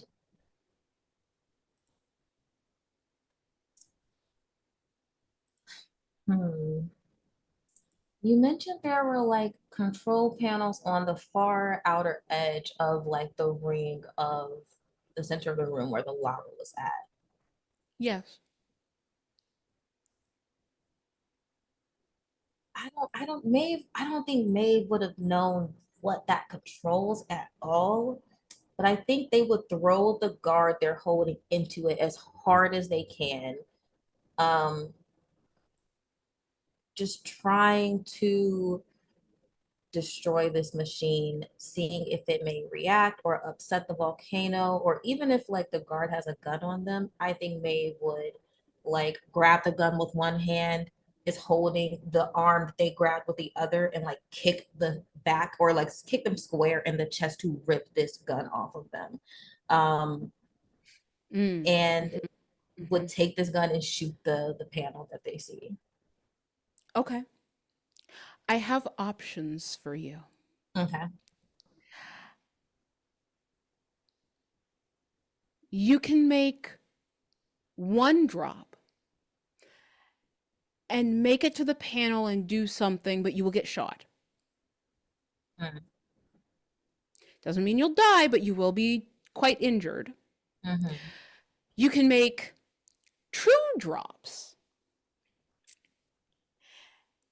and you can throw the guard into the panel, but the guard will keep the gun. Or you can make 3 drops and get the whole kit and caboodle. I love to fuck around and find out. I'm gonna do 3 drops. Give me those colors. Okay. I'm gonna go with red. I want to do 3 blue, but I'm not testing my luck right now. Yeah, 1 red. I'll do purple.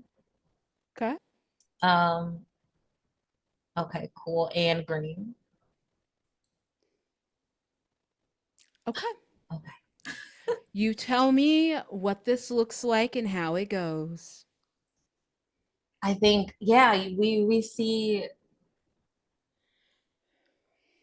I don't even think Maeve will waste time breaking the arm in that case. I think they see what happened to Remy and they feel their gut drop because Remy was a friend, as much of a friend that you can be to beings who are locked behind walls for who knows how long, but connecting over this captivity. Um, and it just it urges them forward, and their expression still blown pupils, this sort of manic ecstasy. They look at Maya and they're like, I'm coming for you, babe. And they will hold the guard's arm with one hand and again, like grab like the body of the gun. I feel like maybe like holstered around this person, kick them square in the chest to kind of rip that holster. And they will throw the guard into uh this panel, I feel like. Or honestly, if I could throw the guard like just whoop down that hole into the lava, I would love to, if that's Lava, possible. lava is center of the room. Mm-hmm. Panel is side of the room. Mm-hmm. You have to make a choice. I'm going for Are the you panel. panel? Yeah, All right. 100% going for the panel. I tossed this guard away of its sort of bruised and bloody body after taking who knows how much force to the chest. And I just aim this gun as carefully as I can and shoot it as I walk towards it. You play bowling with guards, and this guard tumbles it through the air into the other guard between you and the panel, and you are able to take aim and take out this this control pad, not knowing what it will do. Yeah. Huda, you come out of your visions to yelling. Get down now. What is she doing? Get down. We said get down. We will shoot. And you see Remy is a puddle of nothing on the floor near the vent you all were pulled out of, and you see Maeve has a gun, has shot a control panel. There is a woman screaming for Maeve to get out, to leave her behind, to just run away. And you are there. One dead friend, and you see 3 guards in front of you. Maeve comes out of not Maeve. Sorry, I'm your character now. Huda comes out of their visions, seeing this multitude of potential futures, and already some part of some of them has come to pass with Remy being gone. The eyes on beneath Huda's collarbones close one after the other, and it's like they were never there as she blinks the teal eyes in her skull, looking at the pile that is Remy, and then back at this person in a cage. And she looks up at the guards in front of them. Face down on the floor now!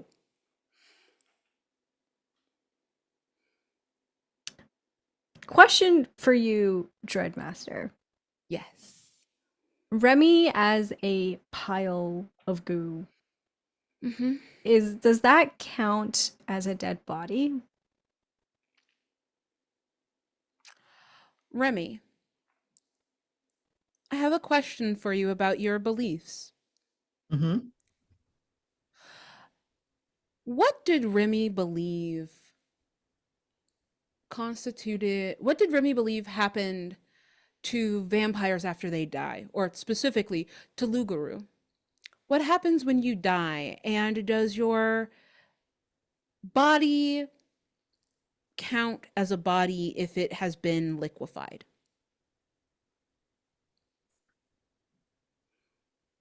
I believe they return what they believe. They return to the side of their master, Mm-hmm. to the underworld. Mm-hmm. This is their original body. So when they within a skin, that is just for protection. So this goo, this mess on the ground, that is their body. Yes, this counts as a body. Then safety check above the table for you, Satine. One of my character's abilities is the capacity to control dead bodies. Would you be okay with me doing that with Remy? Of course. Okay. Huda is a Vitala, a undead creature similar to a vampire in Indian folklore. And one of their abilities is, in addition to fortune telling, being able to control dead bodies, to possess them and control them. Yeah. And there is this blood curdling shriek that escapes from Huda's mouth as they see everything that has gone on around them. Her fangs come out, her claws elongate and sharpen, and her eyes go blank as she possesses Remy's body. As you shriek and your claws come out, the guards open fire on you. As you are in Remy's body, which is currently a mess on the floor, tell me what this combination of melted muck and bone turns into as you inhabit it. Remy, what would you describe as the essence of who you are? If you had to put it to words. I would say, based on two things, because skinwalkers have like a their body is essentially from the underworld. I feel like with the goo and stuff, that is pitch and oil, so they become flame. Then that is what becomes of the mess that was Remy left behind. Its body turns into a flaming humanoid creature, skeleton. It's unclear. Mm-hmm. Okay. Maeve, you shoot this panel, and as you do, you hear a shriek sound out on top of Maya's screaming for you to just run away. Leave me and go, please. And you see skeletal form, a light in flame rising up from the puddle that was Remy's remains as the guards begin to fire on Huda's now unmoving body. This control panel you have shot, you now hear the grinding of metal on metal as something seems to start opening. What are you doing? And also, please do tell me, what is Maya? Oh, what a fucked question. What is fire? I'm sorry, what? So not who, but what? Right? Um, Is Maya immortal or a vampire or something else? I think you see Maeve have a memory of sitting on the edge of a tub and they have like blood gushing from their nose and their knuckles are bloodied, and Maya is there on her knees in front of Maeve with a look of worry and distress, with like cotton pads, and is dabbling at the blood, and she's just kind of like, I told you can't keep getting into fights like this. And Maeve smiles, and one of their canines is missing. Um, and they just kind of gently cradle her face, and Maya smiles, and the two kiss. And then you see the Maya in the cage, who is various shades of like blue and has like a wing and it is torn and has like a one leg that is like a cow foot, and half of her eye has been like scarred and is completely white, and it is clear that she has been a part of these experiments. I think Maya is like an amalgamation of things, capital TTM right now. And Mm. for Maeve, it does nothing but stir their heart because it's still the woman that they deeply love. The sound of metal on metal as something opens. Specifically, you notice the cage Maya is in. The grate raises up the metal, scratching against metal, freeing her. As the other cages around the room also start to open, freeing their contents as well as other beings, some on all fours, dripping liquid of some kind from their mouths, salivating and ready to attack anything and everything in front of them. Others still more humanoid like Maya, but patchworks of various beings with unknown intentions start to emerge, and the guards start to have their hands full, and the scientists above start to panic. Huda, you see the tablet in the center. A finger twitches,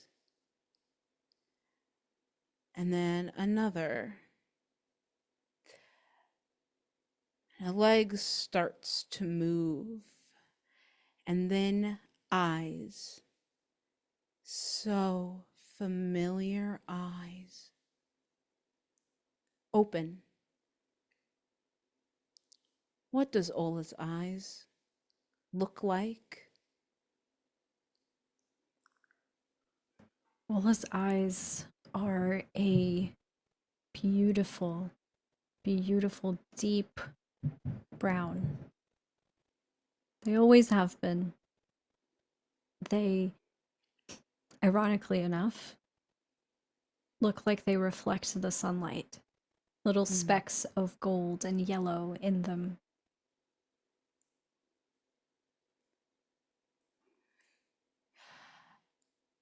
They look confused for a moment, and then they sharpen. And pandemonium is breaking out in this room.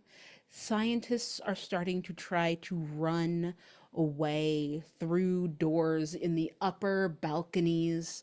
Guards are trying to remove threats. Ola starts to get up. Maeve, Huda, what are the two of you doing in the chaos in this room as the sun starts to implode? I see guards shooting Huda's body, and I don't know that they have. I like see Remy reanimate into the fucking, oh gosh, what is the name of that? Ghost Rider? Like they see that shit and is like rad. Yeah. Can't concentrate on that. And will shoot the guards shooting at Huda's body. I think simultaneously, they have this silver dart that they have kept in their mouth, kept hidden this entire time. They used to press it into the roof of their mouth to hide it from the sun guards that would do these checks. And I think now is the time when it comes into play. I remember you mentioning there were like two guards by May. If there are still two guards by May, I want to spit this dart so hard and fast at one of them, just at their neck to render them useless. So that way May has less trouble with the guards near them. Okay. 2 blocks. All right, big money. Purple and blue. Purple. Don't you fucking bounce. Don't you bounce. Oh my God. That is so scary. And blue. Okay. Beautiful. You spit this silver and it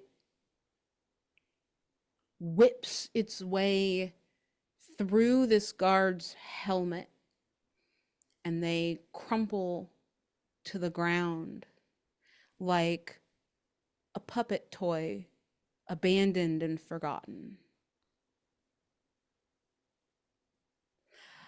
Maya walks out of the cage and looks at you with a combination of fear and relief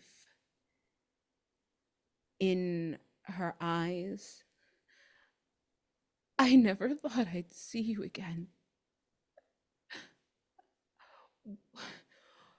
Where are we? I feel like that makes May falter in their step to like help Fuda, and they falter, and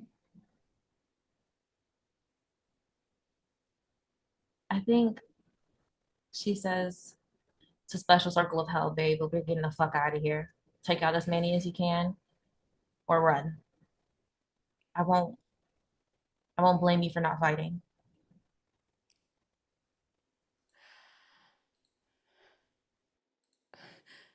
I'm not going without you.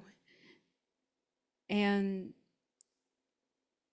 you hear to your side the sound of claws and paws running towards you at high speed as a demon dog starts to come at you and Maya. Maeve throws the gun at it and will get in like a low squatting stance to like take this dog head on. Like they are preparing for this dog to crash to them and they will put it in a headlock. You throw the gun and it catches the gun in the air and its jaws snap the gun in half as it keeps coming. Huda. As all of this chaos is happening, as the sun in the center of this facility starts to implode, Huda starts to laugh. All that they can do is laugh, seeing the shift in Olabode's eyes. He has never looked at her like that before. That's not him. Whatever they did, that's not him anymore. And so Huda laughs. It's mirthless. It is angry. It is defeated. And they pull out from their pocket a pack of cigarettes that Point a of order. guard... Pocket in the flaming skeleton? Oh, right. Never mind. I forgot I'm not in my own body. Never mind. Thank you for that. You're welcome. And Huda walks towards Ola. And they reach out their hands, their skeletal, dripping, gooey, flaming hands. And they reach out to cup their face. You reach out to cup Ola's face, and Ola towering over you, so tall, now standing at full height, reaches out to you with red claws and cups your skull, and you feel the heat of these flames start to drain away from you into him. I need you to make 2 drops. Oh my god. Okay. Unexpected. I'll go with red. Okay.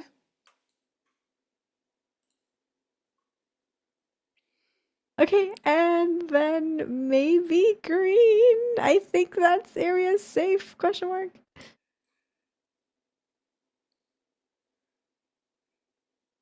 Okay. Okay. Tell me how you stop Olaf from absorbing you.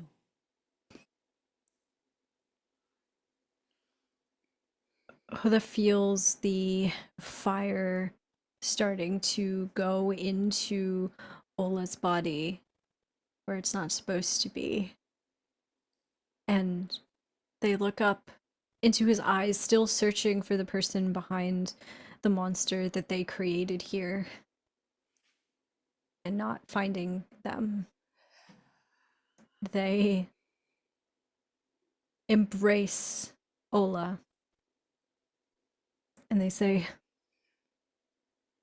"This place will burn for everything they have done to you, for everything they have done to Remy, to all of the people they brought and captured here." And in his voice, in your lover's voice, gentle and soothing, he looks at you and says, "Oh, my love, of course they will. You must join the fire too." And Huda takes the advice. Takes it quite literally. Still embracing Ola.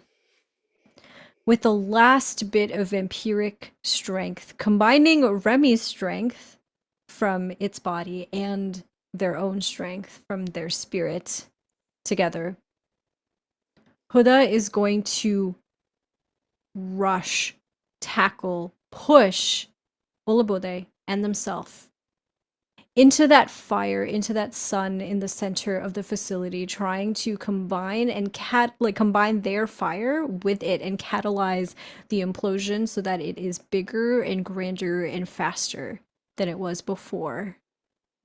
Okay. Amazing. Maeve. This dog comes at you. I need you to tell me what you are doing as you watch it snap this gun you threw at it like a toy and just keep coming like an unstoppable force of hell.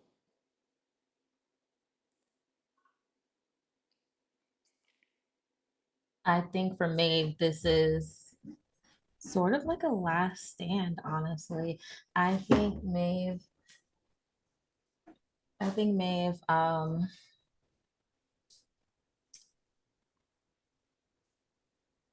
I think at first Maeve was like preparing herself to brace and take this dog on and sort of like, once it connects, sort of just kind of put in a headlock to muzzle its mouth. But I think we see Maeve get on all fours and their spine kind of raises the way like a cat would.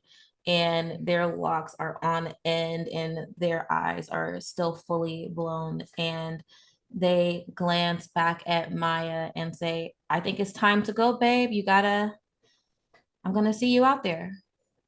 I'm going to see you out there." And they turn back to this dog to meet it halfway. They begin to charge at this dog. Okay. I have options for you. I love options.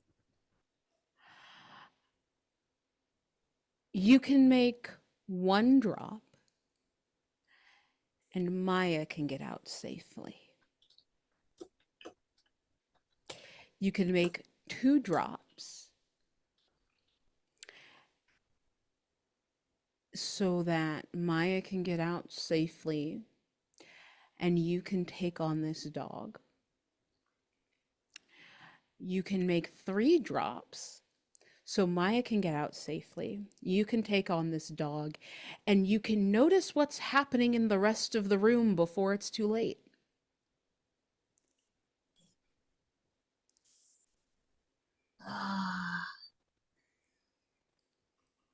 I love the evil GM smile from Lamia right now. Oh, fuck. Damn it. I'm gonna go for the 3. I want it all. May wants it all and still right now at this moment believes they can have it all. So I'm gonna go for all 3. Okay. Now, God damn it. here's what I need you to tell me. Mm-hmm. I need you to tell me what order you're doing these drops in. May You don't 1st. have to do them in the, okay. 100% May 1st. May 1st. What block? Sorry, do you mean May or Maya? Yes, Maya. sorry, Maya. Maya first. I'm gonna go with green.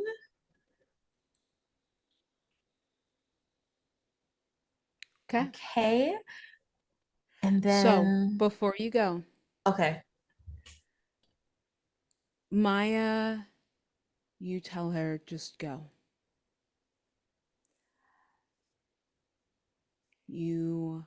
This dog is coming fast.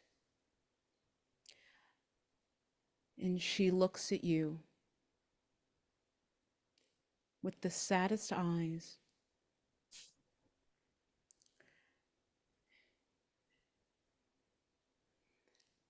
I don't want to be alone.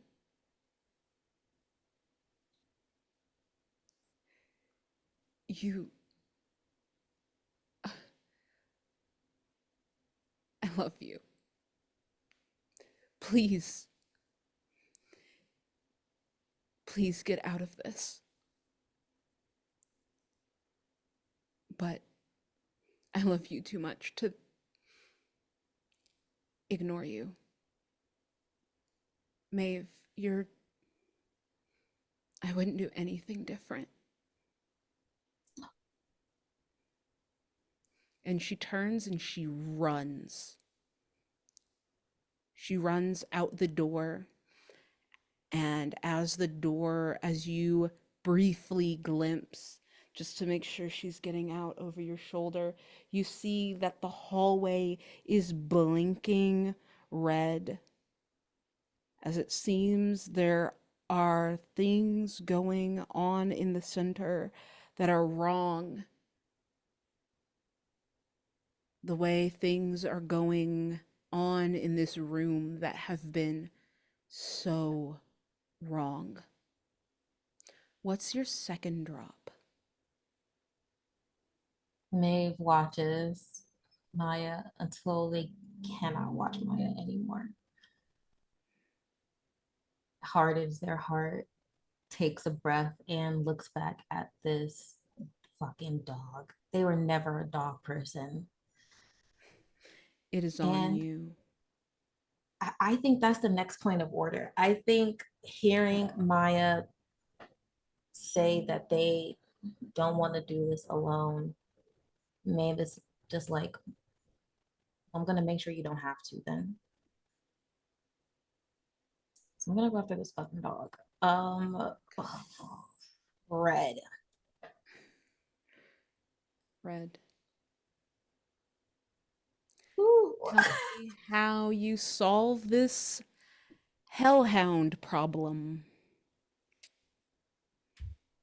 It's truly like fucking 300-pound plus like quarterbacks ramming into each other at full speed. They have charged at one another, and we see like there's just a tumble of limbs in the both of them biting and snipping at the other and trying to tear each other apart. until the roll ends with Maeve's arms wrapped around this dog and truly like wants him like, just go to sleep. Just go to sleep. Like kind of vibe, just go to sleep. But I honestly think like they come out of it, think for a second, and they're like, and I would like for Maeve to like land on their back with this dog snipping in their face, drool dripping onto their cheeks, and Maeve just grins at it and just truly holding on to that image of Maya walking out of that door. They lift their feet up, pull their knees as close as they can to their chest, and kick this dog off of them with both feet as hard as they can. I think Maeve wants to kick this thing towards the center as far as they can. I think that you go empowered by the knowledge that you gave Maya her best chance to get out of here in some semblance of being alive. I think not only do you kick this thing off of you, I think you, in kicking it, snap its spine so it lands in a heap, dead on the floor. Maeve does one of those kind of jump kicks where they like land back on their feet after pushing themselves off the floor and back on all fours, like looking around at what is going on, just trying to Last survey the block. area. Last fucking blocking.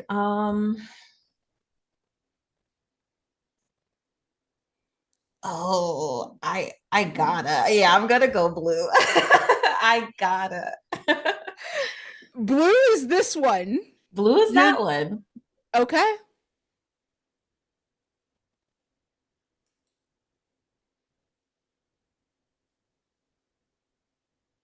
Oh,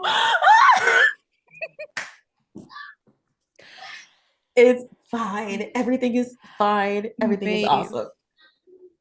Maeve, you look around and you see guards fighting creatures, creatures fighting guards. You see some guards fighting guards. You see some scientists have something is in the air, and some scientists have been dropped onto the ground below here near you. And you see, well, Huda, tell me, what is it that Maeve sees that makes Maeve realize that they have made a promise to Maya that they will never keep? Maeve, you turn your head after fighting this dog, and the first thing that you notice is that sun in the center of the room has become an inferno. And you can catch in the middle of the flames, you can see Huda as Remy's flaming body. So perhaps you think it's Remy, but no, you realize it can't be. It can't be anyone other than Huda, because they are embracing the monster that is now Ola. And the two of them are standing there in their embrace as if they were not surrounded by flames, as if they were not part of a chemical reaction catalyzing the destruction of this place, as if the world wasn't ending right now. And you can see that inferno grow larger and larger and larger and brighter and hotter than anything you've ever felt before. And you realize it's too late. This place is going to burn to the ground. This place is going to burn to the ground. It's not You the see, fucking. Oh, sorry. Go ahead. you see Huda's body, blank eyes, riddled with violence from the guards before they had to turn away to deal with other more pressing threats. You see it alight. You see the inferno start to rise, start to have its own pull and force as the room starts to suck in, as these lovers embrace each other in flames. Hora Orabode looks at you in the eyes, smiles, cups your skeletal face, and says, I knew one day we would find each other again, and kisses you.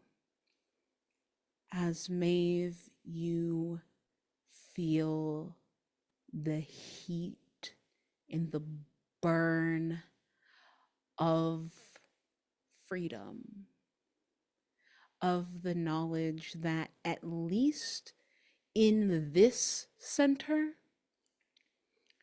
they'll never do this to anyone ever again. What happened to Maya will not happen again.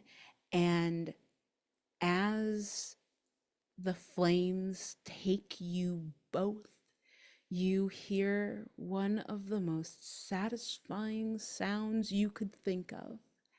And it is a shrill voice and clacking heels just screaming, no, my work, no!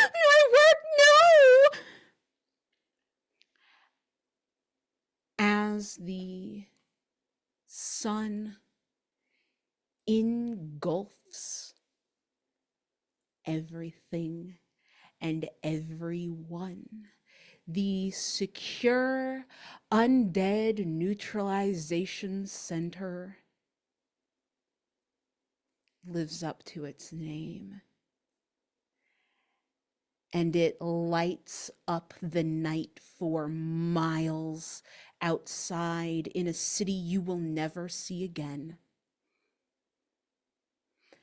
As the last thing we see is a patchwork woman crying with a torn wing, getting out of this center as it destroys everything these monsters have worked for. And she turns back to see, to realize she's alone, and her lover died to save her.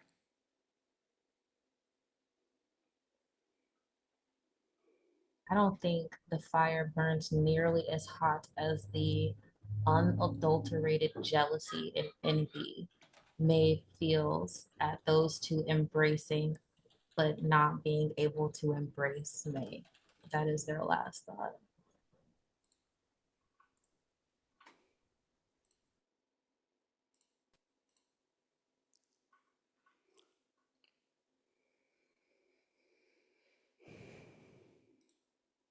And Huda, as you die,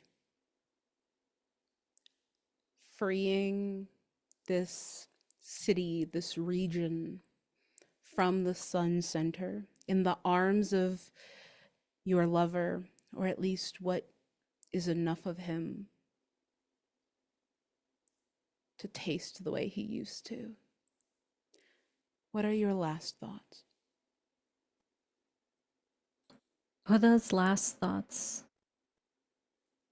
are that memory, that image of Olabode standing beside them, over them, while they lay in bed, with the sun blazing behind him, lighting him up. And in this moment, She could swear he looks exactly the same.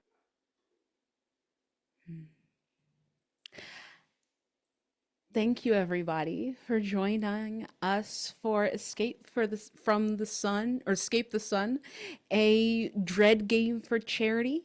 We are here as part of BIPOC Vamp Day. It is a whole weekend. It is a whole weekend, so make sure you come back to this channel all weekend, y'all. There's a game after us. There's other games. Thank you for joining us for our tale of escape.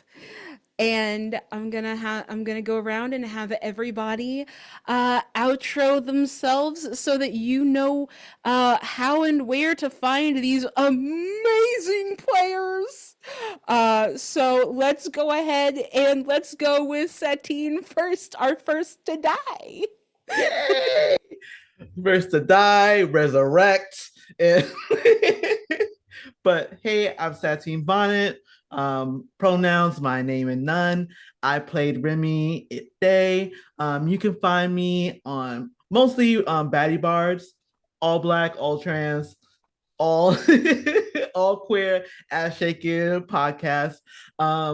Coming up, we have our new horror Tales of the Valiant Tale called Huss. So look out for that. And you can just find me at Blue Sky mostly. Same name, Sateenbonnet. And do you want me to popcorn it? Amazing. Yeah, popcorn. Actually, no. Let's go. Well, they kind of died at the same time, but I'm gonna popcorn it. I'm gonna go with Bluu because they. I don't know if they died. I'm dead. Hello, queer people on the internet. My name is Bluu. My pronouns are they, Faye, and I'm known in the internet streets as King V and as King with a Y. You can find me there. I like to yap a lot on Blue Sky. You can find me anywhere Daddy Bards is. Yeah, like Satine said, please check out our upcoming series, Husk. It's gonna be a grand time, and I play the cuntiest twink, maybe switch twink that you've ever seen. And yeah, lots of mess in that one too. I had an absolute honor playing Maeve tonight. I fucked around, I found out, and I regret fucking nothing. I learned nothing. And I'm gonna pass it over to Hamnah. I love that energy. That is, I think, the way that is the way it should be. My name is Hamnah. I use any and all pronouns, and I am a TTRPG performer and producer. You can find me all over the internets at Lilith TTRPG, though I am most active on Blue Sky. I'm also the executive director of Tender Vicious Studios, a multimedia production studio that makes experimental art.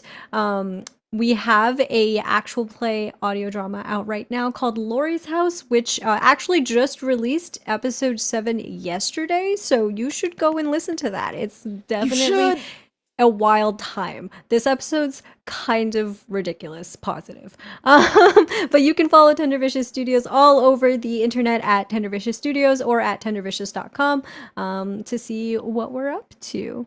And I will pass it over to our devious and amazing Dreadmaster, Lamia. Hi everyone, I'm Lamia. I have been your Dreadmaster this evening, your mistress of misery. And you can find me all over the internet at different names because what's branding? I would know. It's a scavenger hunt. So I'm here on Twitch as Mental Lamia. You can find me on Blue Sky as Intersections CCH, and you can find me on Instagram as Intersections LLC. And from there, you'll be able to find my other things. I also have a podcast called Woke Mental Wellness, and we are in our third actual play season playing 12 Inner Demons.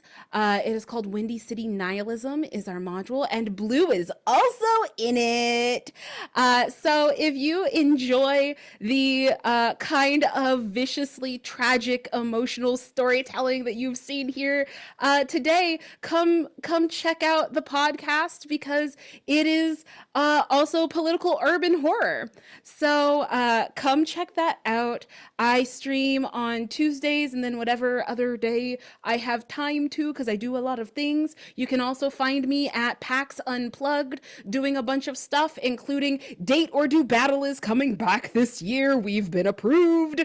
And I have a couple of other panels as well. So check out the socials for those. And again, we are here for BIPOC Vamp Day, raising money for the Sickle Cell Disease Association of America, who is near and dear to my heart as someone who has sickle cell trait and for years was told that it doesn't do anything, and then to find out that some of the stuff I've been experiencing is because it does in fact do things, and is only through organizations like this who care about diseases that are typically found in Black and other folks in the Mediterranean area, that we now know that. So please, if you got it, spare a few coins. If you don't got it, please spread the word, especially with the way things are in the US. Like, please help.